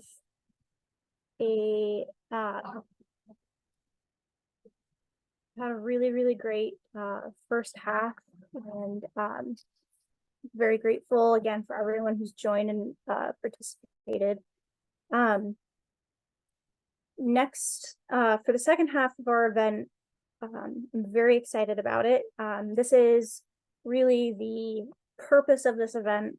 This is a launch event for these working groups who have stepped forward and really offered their time and their energy with support, of course. They won't be doing it alone. To propose these topic ideas is something that they see as being a really important project for our community to be working on. So just as a refresher, back in August, Clean, thinking about what we wanted to do with the ACCEL Summit this year, said that we really didn't want topic areas to be prescribed, but we really wanted people to hear from people themselves what they wanted to see happen. So we put out a call for proposals. We had 5 submissions, 4 of them are here today. You'll see that we've added 2, which were just kind of some last minute ideas, and those groups will be a little bit more informal. But those folks are here today, which we're so grateful for. If you registered early on in the process, you might have seen that there's a climate change communication and journalism group. They're not here today. So these are the 6 topics that we'll be having. Again, we added an energy education group and a climate career pathways group, which we're really excited about. So again, thinking about what happened at ACCELS last year, we were really excited about what happened, but we determined in our evaluation survey that people really needed more time and more space for collaboration. And we were going to kind of flip the model of the summit on its head and have the meat of ACCELS be these working groups. And each of these groups will have a few minutes to talk about their ideas and what they're working on and what they want to continue working on. And then we'll open up breakout rooms, and you can decide whatever breakout room you want to join, and then have a discussion in there with the leaders. Again, the last 2 groups are a little bit more informal at this point because they're just getting started. But what the outcomes of these groups will be is totally going to be determined by the group. We don't have any, we don't want to be saying, you know, you need to have this super specific outcome, and this is what you have to do. We want what's going to be best for these groups and what the groups will think will be most effective and most useful strategically moving forward. So that could be as complex as hosting another event, or starting a completely new initiative, or it could be as simple as doing a marketing campaign, that type of thing. So whatever the group decides they want to do, you all will have to get together and explore those ideas. So we do have a really full lineup here, so I'm going to stop talking and let our first group go.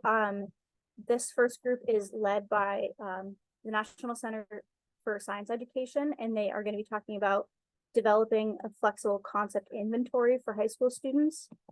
And we'll go in this order. So we'll have NCSE go first, then Climate Generation, Jim Callahan's group, Climate Mental Health Network, and then Parker and the energy education topic will go, and then Mark with the climate career pathways will go 6th.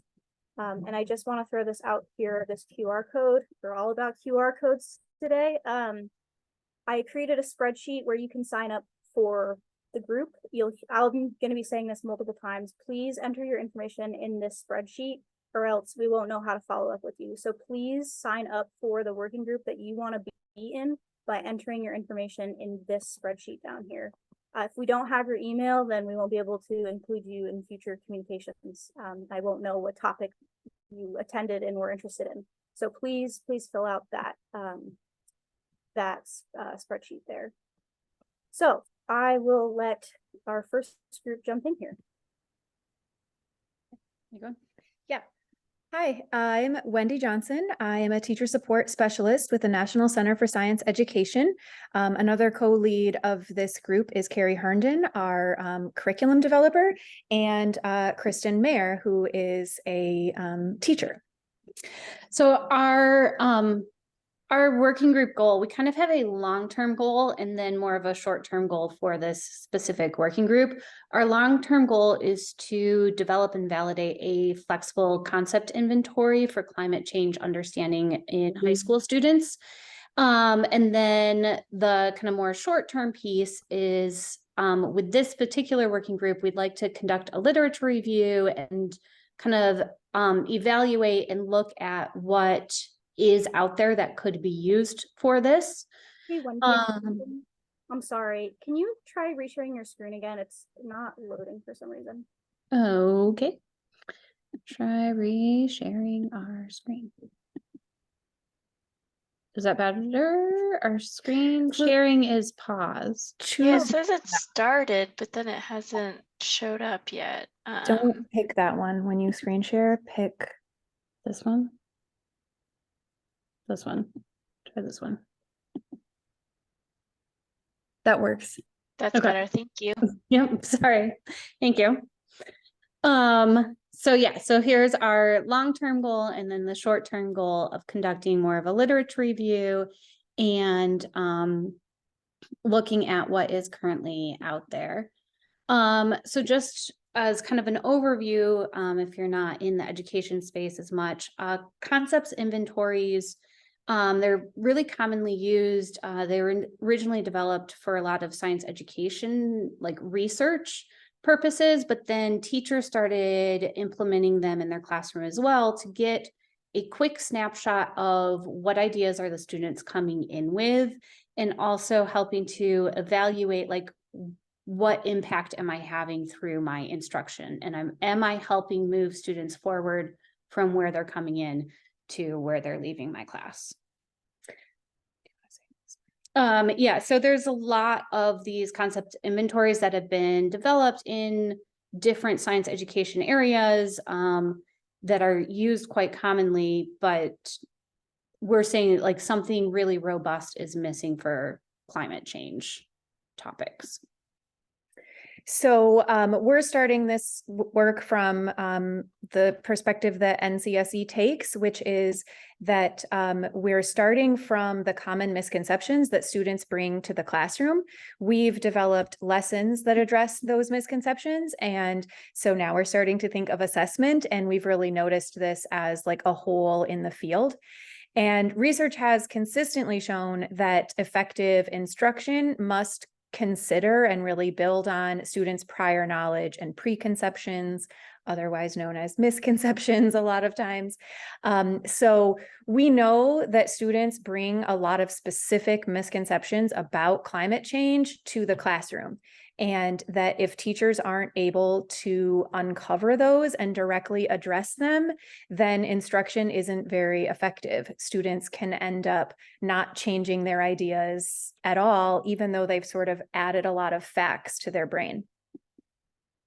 So some things do exist for these concept inventories in climate change, but most have been only validated for undergraduate students.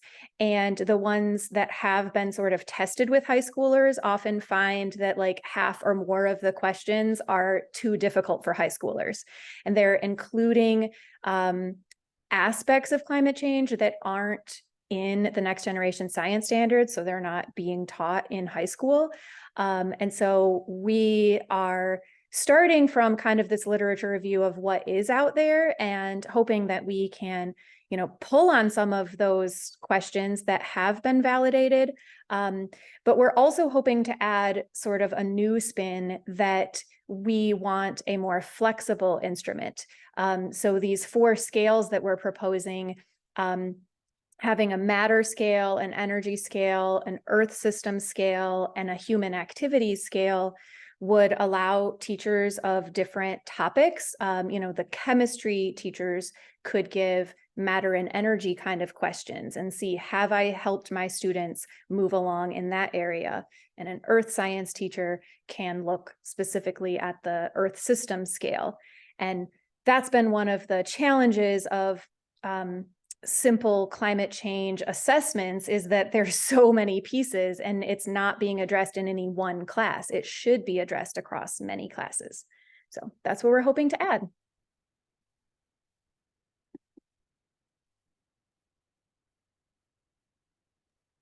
Thank you both. That's fantastic, super exciting. I think we'll see great things coming from this concept inventory. I'm pretty excited about it. So that'll be breakout group number 1 once we split up here. Number 2 is our friends at Climate Generation. Great, and Seth's already sharing his screen. It looks good. I'll let you go ahead. Wonderful. Well, thank you, everybody. My name is Spencer, and I am the Teach Climate Network Coordinator for Climate Generation. And I'll pass it over to my colleague, Danielle, to introduce herself. Hi, everybody. My name is Danielle Heffron, and I am the Regional Minnesota Education Coordinator.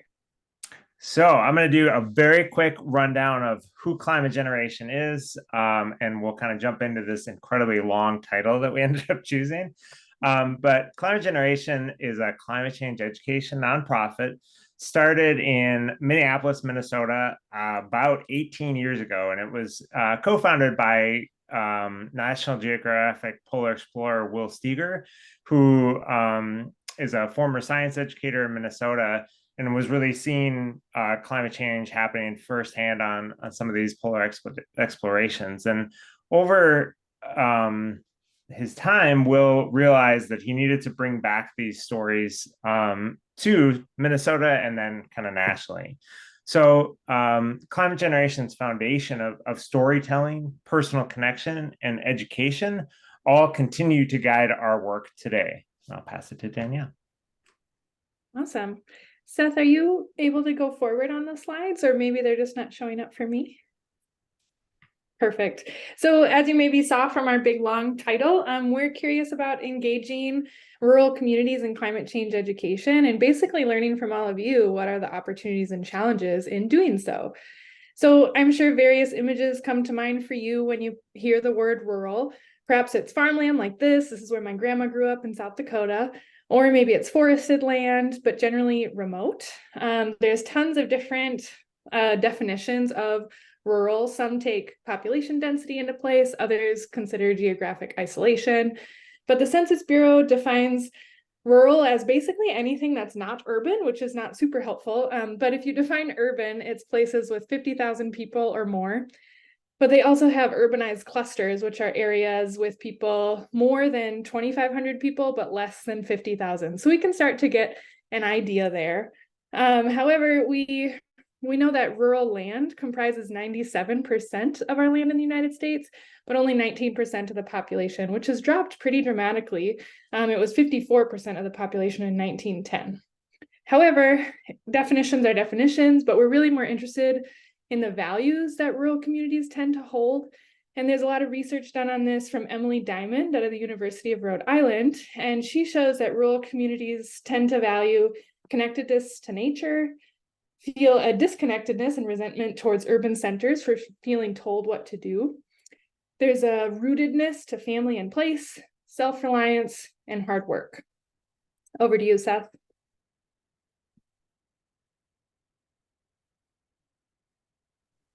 Okay, so why does Climate Generation care? Why did Danielle and I want to chat more about this? Well, so you can see our vision here of overcoming disinformation, centering anti-racism, and personalizing and localizing climate change action. So one of the big things was kind of this overcoming disinformation, and research has shown out of Yale program on climate change communication that disinformation on climate change tends to be higher in rural communities, and that there, as Danielle just mentioned, a stronger distrust in government mandates or recommendations that often leave rural communities and economics out of the question. And then, as I said, we really want to localize that climate change action, and we can't just be doing that in large urban areas where we say, let's adapt to water treatment, or how do we deal with less cars. And so we realized we needed to look beyond just solutions that we have typically promoted. So, and I'll just add personally, I live in a rural community of 300 people, and seeing the things that have come here, not out of starting with climate change, but thinking about just what this community needs to thrive. A nature preschool started from our community, a new regional economic model on food systems to divert our income from logging has started. So we just know there's so much innovation happening in rural communities. But we've learned from our educator network that there's some unique challenges and opportunities they face when teaching about climate change in their community. So some challenges are just general community perceptions, so misconceptions around climate change, so parents monitoring curriculum or the politicization of climate change right now, but also opportunities to start with those shared values, focus on jobs and careers, building community and individual skills to practice autonomy, and fostering a sense of place. And go ahead, Seth, the next one.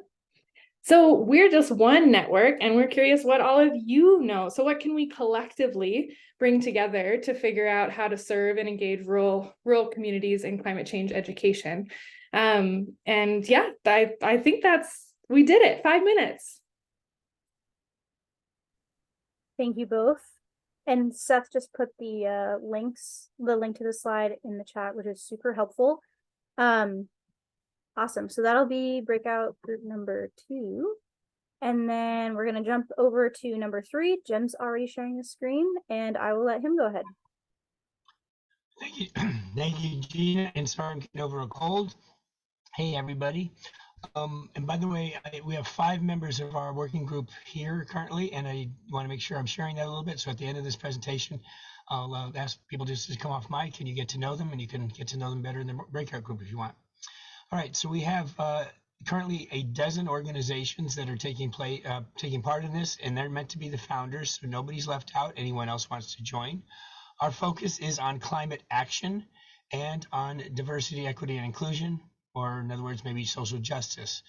This is work that for many of us has been going on for 20 years or 6 years or 3 years, depending upon who we are.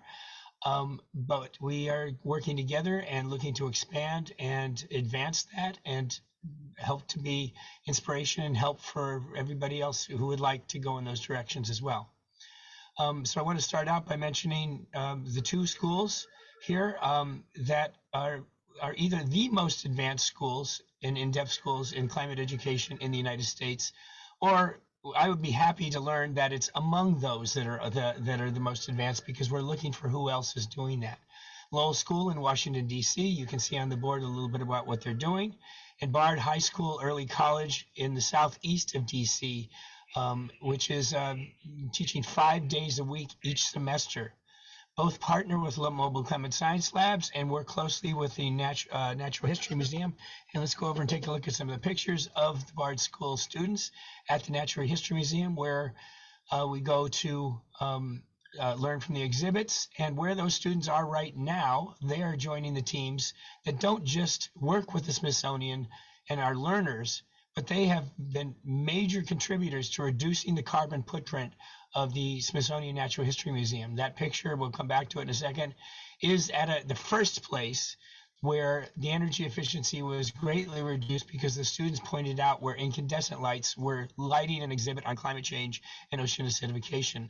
Since then, with the students' persuasion and help, the museum is essentially removed almost all, down to like 8 incandescent light bulbs left in the entire museum.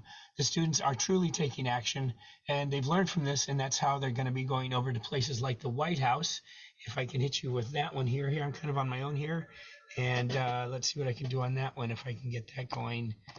Let's see if we can get the White House to go. So these are examples of how the students take energy surveys of the White House in various infrared and in various spectral analysis, and we can point out exactly where in the White House The White House is still loaded with incandescents, and it's an opportunity to work to a very symbolic but powerful building. The students are working to reduce the carbon footprint. The flagpole is LED lit, and we can easily see that with our spectral analysis, which the students can explain how they know that. Okay, let's see. Gina, if you can give me a minute when we have a minute left, because I want to make sure I'm bringing in some of my the co-members of that. Is that a fair ask? Yep, we're running tight on time, so whatever you need to do. Okay. So I'm happy I'll do this. Then I'll run it along fast and go for just you can see by name at least the different organizations. So Vaughn and Rick are here from the where are we? There we go. Are from the Quest Science Center, and two of the projects that they under that program. Chief Science Officers, Girl Scouts of America. I'll skip the slides on that. The amazing work that they're doing. Climate Ready, which is a regular clean. Eric will be here is here from Community Resources and for Science and Chicago Space and Science Center. Amos, I want to speak up in a second for 100K Trees for Humanity, and the Smithsonian, which is so important for who we work with. So how about maybe just collectively, if people, I'm kind of taking this very informally. If you don't mind just using your voices a little bit, Amos, Eric. Oh, and Victoria, Professor Victoria Bampo, who is the one who is making the Bard School just this leader 5 days a week on climate education. Eric and Rick, and did I get everybody? If you don't mind, just come off that and say, yeah, these working groups are full of people. These are not just lists of names. Hi, this is Victoria Bampo from Bard High School, Early College. We were privileged to have James bring a lot of instruments to our school for the first time for us to be able to do real, lab on climate change, because for 2 years now, I've been teaching the course without any practical things to show the kids. So we're very privileged to have that and the opportunity to also go outside, especially at the Smithsonian Museum, to really monitor how LED lights are used versus non-LED lights. So it was amazing. So we hope that we can get more support so that we can expand the number of students who can take these courses. This is a full semester course. We meet one Monday to Friday for 1 hour each time, and it's amazing. Thank you. Likewise, this is Eric Havel from Chabot Space and Science Center, Community Resources for Science. Jim and I have been working together for about 20 years. We met when I was working full-time at Chabot and he was volunteering there. And we've pushed a lot of the work around just climate education in general, but both of us all of us on this team are interested in equity, kind of justice, social justice, the intersection of environmental literacy and climate justice. And also action, giving students the opportunity to have agency and take action around projects. So an example that we're working on in Oakland, Oakland Technical High School, one of the largest high schools here in town, the students are identifying how to basically make their campuses more sustainable and green. So their learning landscape intertwines with like their climate literacy educational programs. So, and that we're putting it in the students' hands to basically do the assessments and then make the recommendations to different audiences. Yeah, and this is Amos White. I'm with 100K Trees for Humanity. We're an urban reforestation nonprofit. We plant in Black and Brown and impacted communities, frontline communities for climate, for equity, and for health. Really glad to be working with this group and with Jim. And students, as we are completely citizen-led. So citizen-led science, student-led science really helps to inform our climate objectives as to where to plant the right tree in the right place and for what right reason, whether it's for climate, biodiversity, for energy savings, or for equity. And really looking forward to continuing our work in doing so. This is Vaughn Dragoo with Quest Science Center.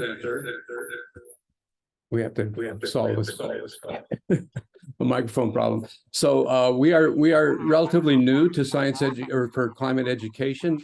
We had begun a Climate Summit for the first time working this last year, and became introduced to Jim and his work in terms of energy surveys, et cetera. And so this has been a great opportunity for our students to engage in some science-based climate action, as well as other efficiencies and conservation kinds of activities. So this has been great for us, for our emerging students to have this experience with working with Jim and going forward with some really sort of technical activities for our high school students. So we look forward to this opportunity for sure.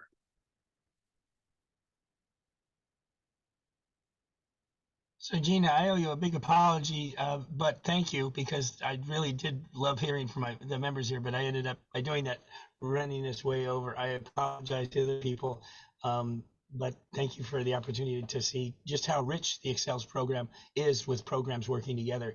Thank you, Frank, and thank you, Gina and Haley.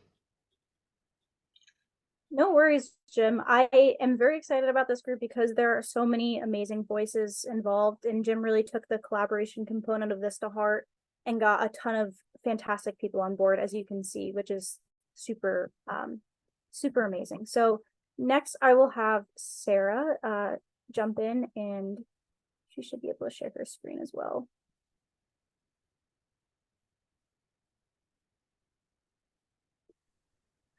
Excuse me. Hi, everyone. I'm Sarah Newman of the Climate Mental Health Network, and let me just get my computer here. Let's see, sorry.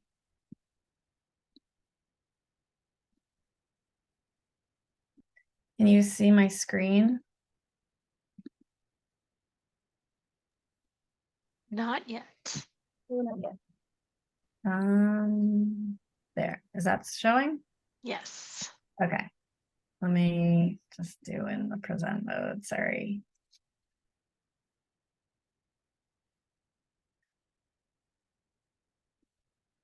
Okay. Oops, sorry, this is going the wrong way. I'm just showing all my secrets early. So thanks again. I'm Sarah Newman. I'm the executive director of the Climate Mental Health Network. I'm based in Washington, D.C., but we are a national organization. This is just our statement. Climate change and mental health are inextricably linked. To heal the planet, we must collectively heal ourselves. And so in terms of what is the intersection of climate and mental health, the climate crisis has amplified mental health challenges faced amongst people across the globe, but in particular, young people. And people might already have some pre-existing mental health issues due to other life experiences. And then on top of it, you add the climate crisis and everything that people are experiencing. And it adds to people's, range of mental health issues. And then separately, people are also just experiencing a range of mental health issues and emotions, just knowing and learning about the climate crisis or experiencing it. And so this climate emotions wheel, it's just, we did this with a Finnish researcher based on his research, and it's not fully representative of every emotion that one could be experiencing. And it's also that not each emotion is weighted equally. The positive quadrant is definitely not showing up in research in the same ways that the other three quadrants are, but I'm just showing this to show people the range of emotions that people might be experiencing because of the climate crisis. And in particular, young people are especially experiencing this. So there was a study Blue Shield of California does every year of Gen Zers across the country. And they found that this year, 69% of Gen Zers in the US worry about climate change, which is down a little bit from what they found last year, which was 75%. And of those that they surveyed, 71% of youth of color versus 64% of white youth have experienced negative mental health emotions, events due to climate change. And one other thing I will say, just to go back to this, there was also a study that was done in 2021 that was published in The Lancet, which was of 10,000 youth in 10 countries, including the United States. And that found that 75% said the future is frightening because of the climate crisis, and 4 in 10 don't want to have children. And then, so how are we addressing this? So we are a youth-focused organization that is addressing the impacts to young people through intergenerational programs. That includes K through 12 programs, including one that we have done with the amazing team at Boulder at Clean. We have programs for parents. We have a Gen Z advisory board.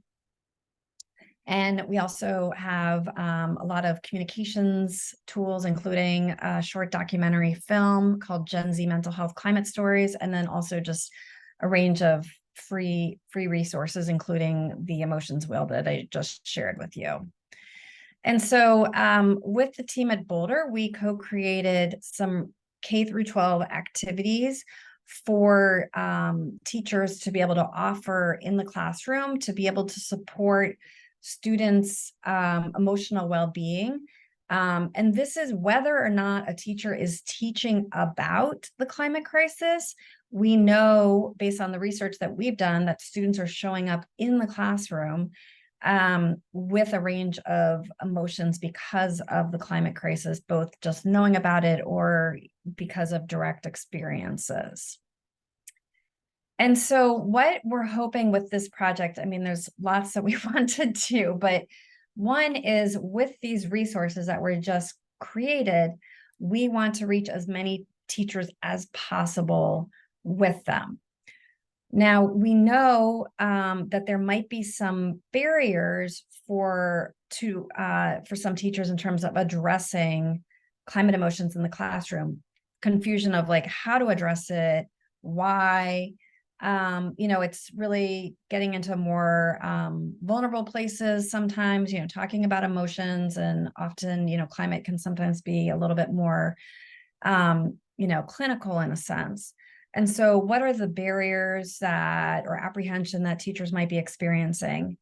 And then the other opportunity is how can we work with other climate and environmental education groups to integrate these resources into their existing lesson plans and curricula. And then the last is how can we best support teachers? We really want to be able to offer some very easily accessible resources to support their own emotional well-being, because teachers are obviously not immune from experiencing a range of climate emotions. And so we want to hopefully be able to offer them some just very easy resources for them. And then the last thing, Gina, do I have like a minute left? Yeah, just like a minute. Okay. I just wanted to show like just a little preview to this film of ours, which, let me just move my tab around, sorry. Just so people can just see a little bit of what some young people are going through.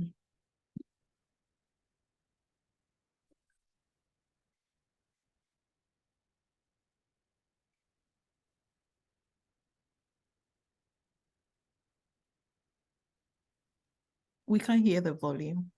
Yeah, when you share, you have to click a box to share sound as well, if you didn't do that to begin with on Zoom. Are you hearing this now? No.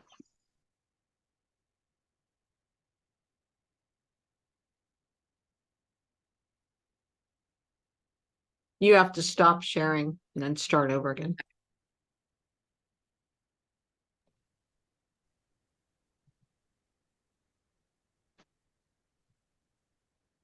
And Sarah, if it's too complicated, someone just asked in the chat, maybe you can share the link for later, although I think I got it. I'll just. So last year, the UN described the current climate crisis as a code red for humanity. I'm really concerned about the future of the children being born today, essentially. And on a selfish level, I would like to have children, but with what I see at the moment, I'm not super sure it's a great idea. I've always wanted to be a mom, and I feel like my desire or want to be a mother is being slowly like ripped away from me the older I get, so that's really upsetting. I can't morally justify raising a child in a planet that's literally on fire. My generation will not get to grow old or enjoy the different stages and experiences that life has to offer.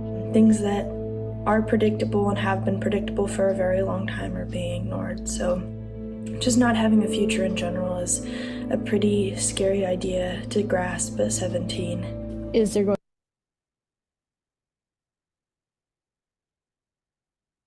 So I just wanted to give you a tiny little taste of the film and the experiences of some of the young people who are in it. Thanks. Thank you, Sarah. That was fantastic. That's a really great film.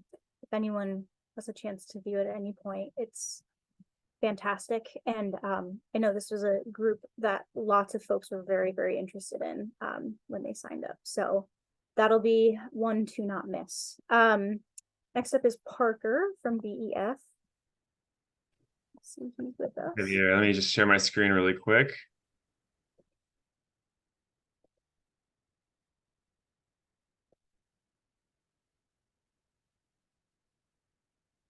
That look good to everybody? Yes. All right. Oh, I think we technically see your presentation mode. Oh, you do. Thank you. One second. I don't want to be distracting. I won't take too long. I'll just deal with it. Does that work? Or is it still presentation mode? It's still presentation mode, but you can go through it. Yeah, I'll just go through it and like remove my notes. But I don't know. My computer, I can never get it to not do that either. I don't know. yeah, I'll just go through it like this if that works with everybody. But my name is Parker Mullins. I am the program director for CE, Clean Energy Bright Futures, which is a program of the Bonneville Environmental Foundation in Portland, Oregon. Really, I wanted to talk a little bit more about the Renewable Energy Education Summit put on by the Clean Energy Education and Workforce Alliance, but I'll just give a little bit of an intro to our program because a lot of what we do really feeds into that as well. So CE works to advance local educational goals, working with clean energy educator experts on the ground to make sure that all students have the opportunity to participate in, benefit from, and lead in a clean energy economy. So we really focus on the energy solutions that are in students' backyard to really excite them about being a part of that change that is taking place and excite them about a lot of these new jobs that really may not exist yet, but we're rapidly trying to build workforce and talent pipelines around. We do this through, as I kind of mentioned, amplifying local leaders as well. We work nationwide and we do not intimately know all the communities where we have projects. And so we work and collaborate with some incredible educator experts, our Clean Energy Fellows Network, to really work on developing customized, regionally focused educational plans that accomplish career-connected energy education goals. So I'll talk a little bit more about that as well. Another key part of our approach is on multiplying impact. Oftentimes we'll work with teacher leaders to build regional professional development, nationwide professional development, or work within facilitating different types of networks that are focused on clean energy workforce development. And lastly, we really focus on through working with those educators that know their students and know their communities, work to address justice issues that are taking place regionally where those teachers are working, and nationwide issues as well. So we work with teachers to include energy justice topics into their curriculum, working with partners at the community level to ensure that we're including local storylines as well. And that industry engaged piece is incredibly important. We say that we work to establish multi-directional partnerships between industry and education, or federal government and education, because it's incredibly important now as we are approaching a rapid influx of change on our power grid and the infrastructure that needs to be built for clean energy solutions. We're really facing an incredible need for educators to be able to tell folks at the industry level what works and what doesn't around education and what they need from industry as well. It's also a really amazing opportunity for industry to learn from educators. And so we work to facilitate those conversations quite a bit. I mentioned that we work with teacher leaders across the country. Those are our Clean Energy Fellows. These are teachers that work with us over the course of a year or more on regionally specific or technology specific projects focusing on clean energy career connections. So we have some cohorts in the Northwest, for example, who identify a regional action plan that they would like to approach that focuses on regional partners and educational networks to impact their region around that clean energy talent pipeline in their region. And so maybe they're building curriculum, maybe they're building an engineering challenge, or just building long-term partnerships. We also have Clean Energy Fellows that work to, like I mentioned, focusing on one specific technology, like our fellows working in New Jersey, focusing on offshore wind talent development. And I mentioned that a big part of our work is also facilitating talent hub networks. We're currently involved with a partnership with National Renewable Energy Lab and DOE and Hydropower Foundation, focusing on talent development in the Pacific Northwest, specifically now with water power. And we're hoping to take our learnings from this experience, from learning about the opportunities and inequities that exist within a talent ecosystem, to other regions and focus on other technologies as well. But I mentioned that I was here to talk a little bit more about the Clean Energy the Clean Energy Education and Workforce Alliance, or CEWA. CEWA was founded in 2021 with some foundational partners who are not able to make it today, including Repowering Schools and KidWinds, but really focused or built as a coalition of educators, nonprofits, federal agencies, colleges, industry associations, researchers, and activists as a way to bring together expertise and amplify the assets that we already have within our networks that we need to focus on, while simultaneously identifying gaps. But we make sure to focus on leading with an assets-based approach, because there is already so much going on that we really don't want to reinvent the wheel. And so we focused on 3 specific strands. Student experiences around clean energy topics. And so I was really excited to hear about some of the surveying taking place around gauging that existing knowledge in student populations and their existing expertise that was talked about earlier. Focusing on educator knowledge and learning. So what can be done in order to disseminate curriculum, provide training, provide resources so that teachers can integrate these topics into their existing curriculum. And also clean energy talents development and career pathways. So what are the real pathways that are there? What do we need? And how can those industry organizations and those who are developing those post-secondary training programs communicate more effectively with K through 12? So we've had 2 years of this summit so far and collected a lot of data around what the identified assets are in these 3 areas and what we need.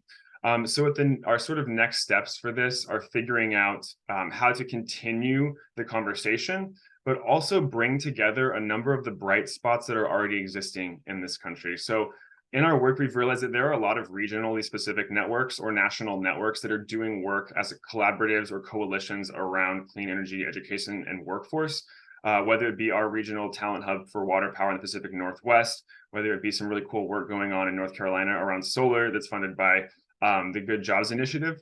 But what's really lacking is this national connectivity and really glue in between those networks. And so we submitted a proposal recently to the National Science Foundation to work on starting with a summit, work on building and bringing together those networks into a nationwide coalition around clean energy, so that we can establish more regional hubs that begin to build around them more and more networks of partners focused on specific areas of the pipeline, whether it is K through 12 education, whether it is collegiate competitions, whether it is teacher leadership and professional development, whether it is research.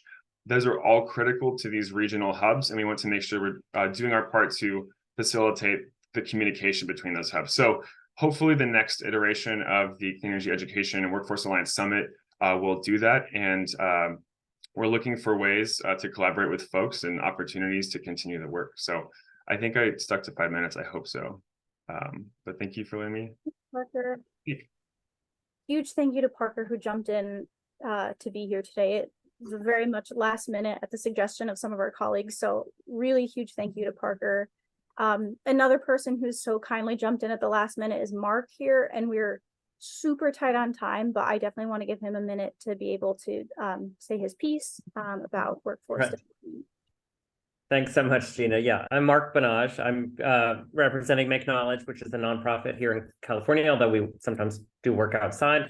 Not, I think in the interest of time, I won't share slides, but I'm here to talk about building robust generative climate career pathways.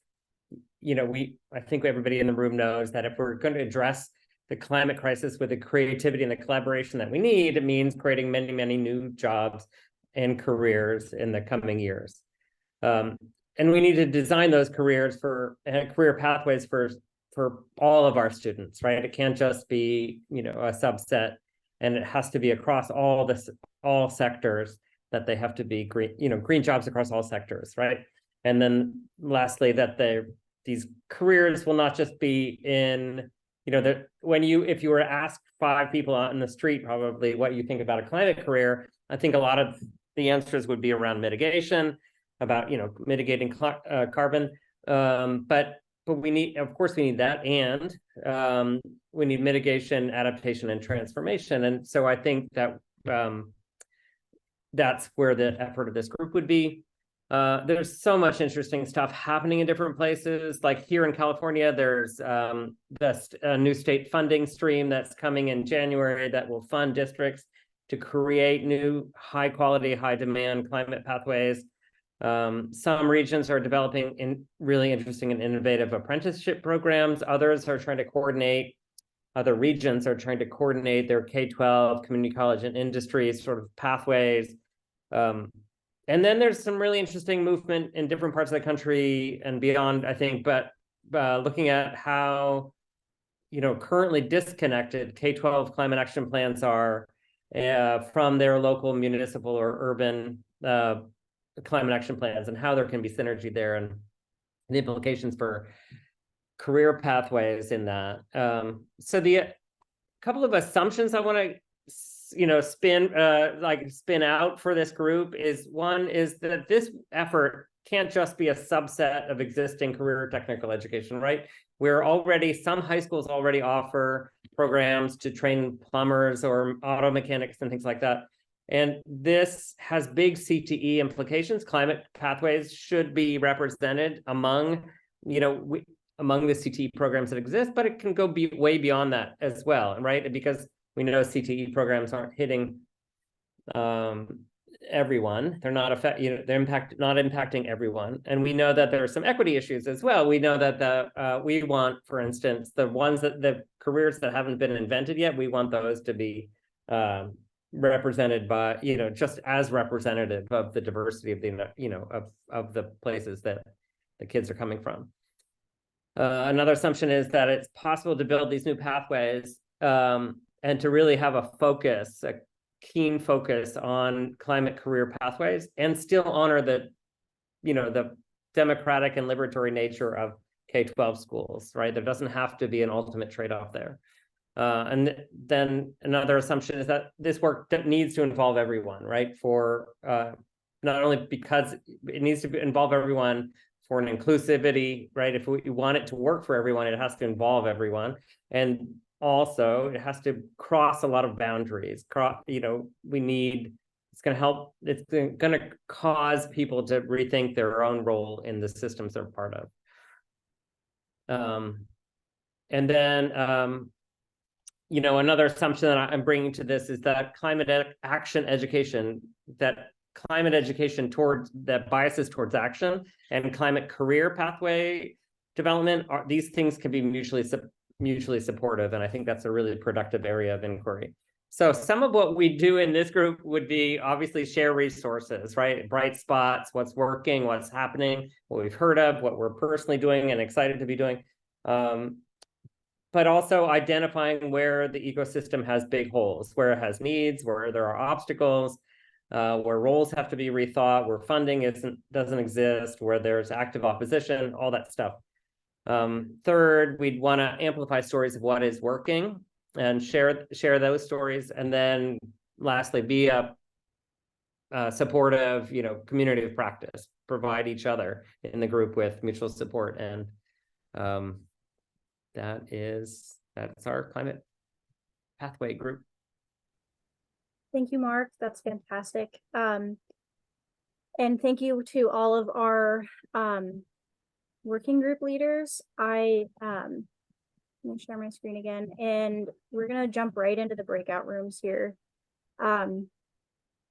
Everyone that just spoke, I just want to give a huge kudos to them. I know everyone in this space is incredibly capacity limited, and it's really hard to take on something new. So I really, really appreciate everyone that just spoke and took the time to be here and to lead one of these groups. It's so helpful for our community. I'm going to put the link to the sign up spreadsheet in the chat one more time. Please add your information if you haven't already. Haley's going to open up breakout rooms now, and we're going to use the last 20 minutes to go into our rooms. And then, so just clarifying, you can choose your breakout room here in Zoom, and then the spreadsheet is for having communications. And if you can't join 2 rooms and all that, you want to be in 2 groups, make sure you're on the list for sort of following up afterwards. But right now, you can choose your own breakout rooms. We'll come back with 5 minutes left at the end, Seth. Thank you. We'll call you all back at, just so we can kind of make some final remarks. Sorry, Gina, were you going to say something else and I just interrupted you? No, you're fine. That's all I was going to say. Thank you. Yeah, so should we jump over to the breakout rooms now then? Folks should be able to join.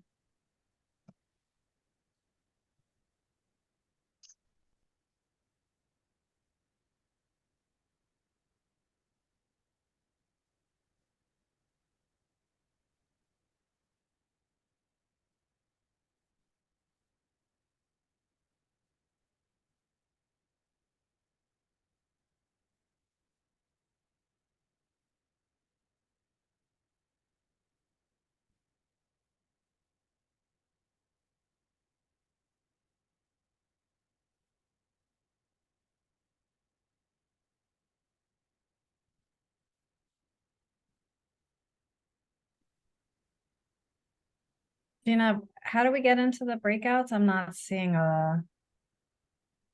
I just had a pop-up box open. So if you go to more in the Zoom tool menu. Oh, And then okay. there's a drop down that says breakout rooms. That might open it for you. Yep. Yeah, if anyone's having trouble, I can also move you into a room automatically.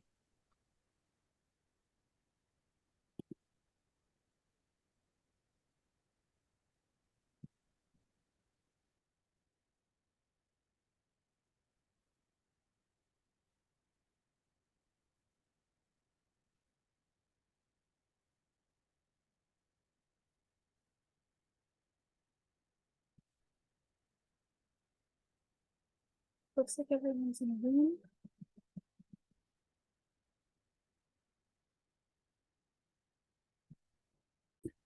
Thanks, Haley. Yep, we're back. I know that was definitely not enough time. Always seems to happen. Yeah. So again, the goal of today was just to get these discussions started. This was a kickoff event. Hopefully the groups had a chance to just introduce themselves and talk about some ideas, and maybe even make a plan for when to meet again. So the spreadsheet, the sign up spreadsheet that we've been sharing, I'm going to share that with the working group leaders. So they can send follow-up information, follow-up emails to everyone and stay connected. There's that link again in the chat. But I just want to say many thank yous today to our attendees, everyone that took time out of their day today to be here. Thank you to the working group leaders again who stepped up and volunteered to take on these working groups. To all of our speakers, all the panelists, to Valerie this morning, Frank, and especially to my planning committee that certainly helped pull all of this together. Haley working behind the scenes, Katie working behind the scenes, Dawn facilitating, and everyone else that's been at those meetings.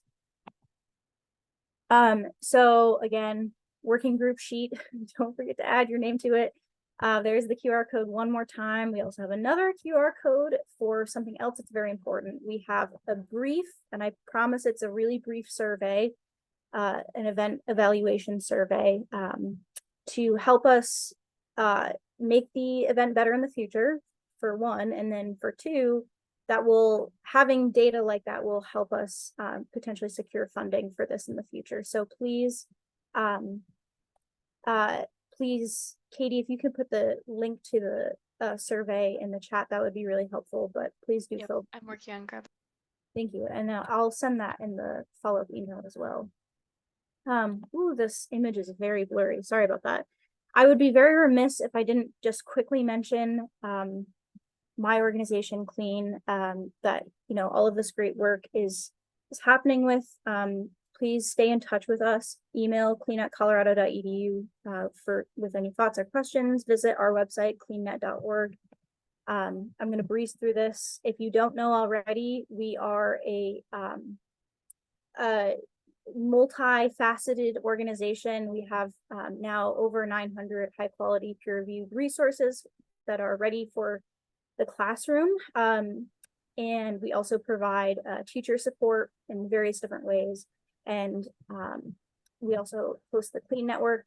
Like I said, the Clean collection is really our main feather in our cap here. We have all of these resources that are NGSS aligned, they're online, they're accessible, and they are heavily reviewed by expert scientists and educators. So that is a really huge value to educators, as well as these educator resources. We have a newsletter, we have webinars, we have different guidance pages that we work very hard to create. Please check out our website, cleannet.org.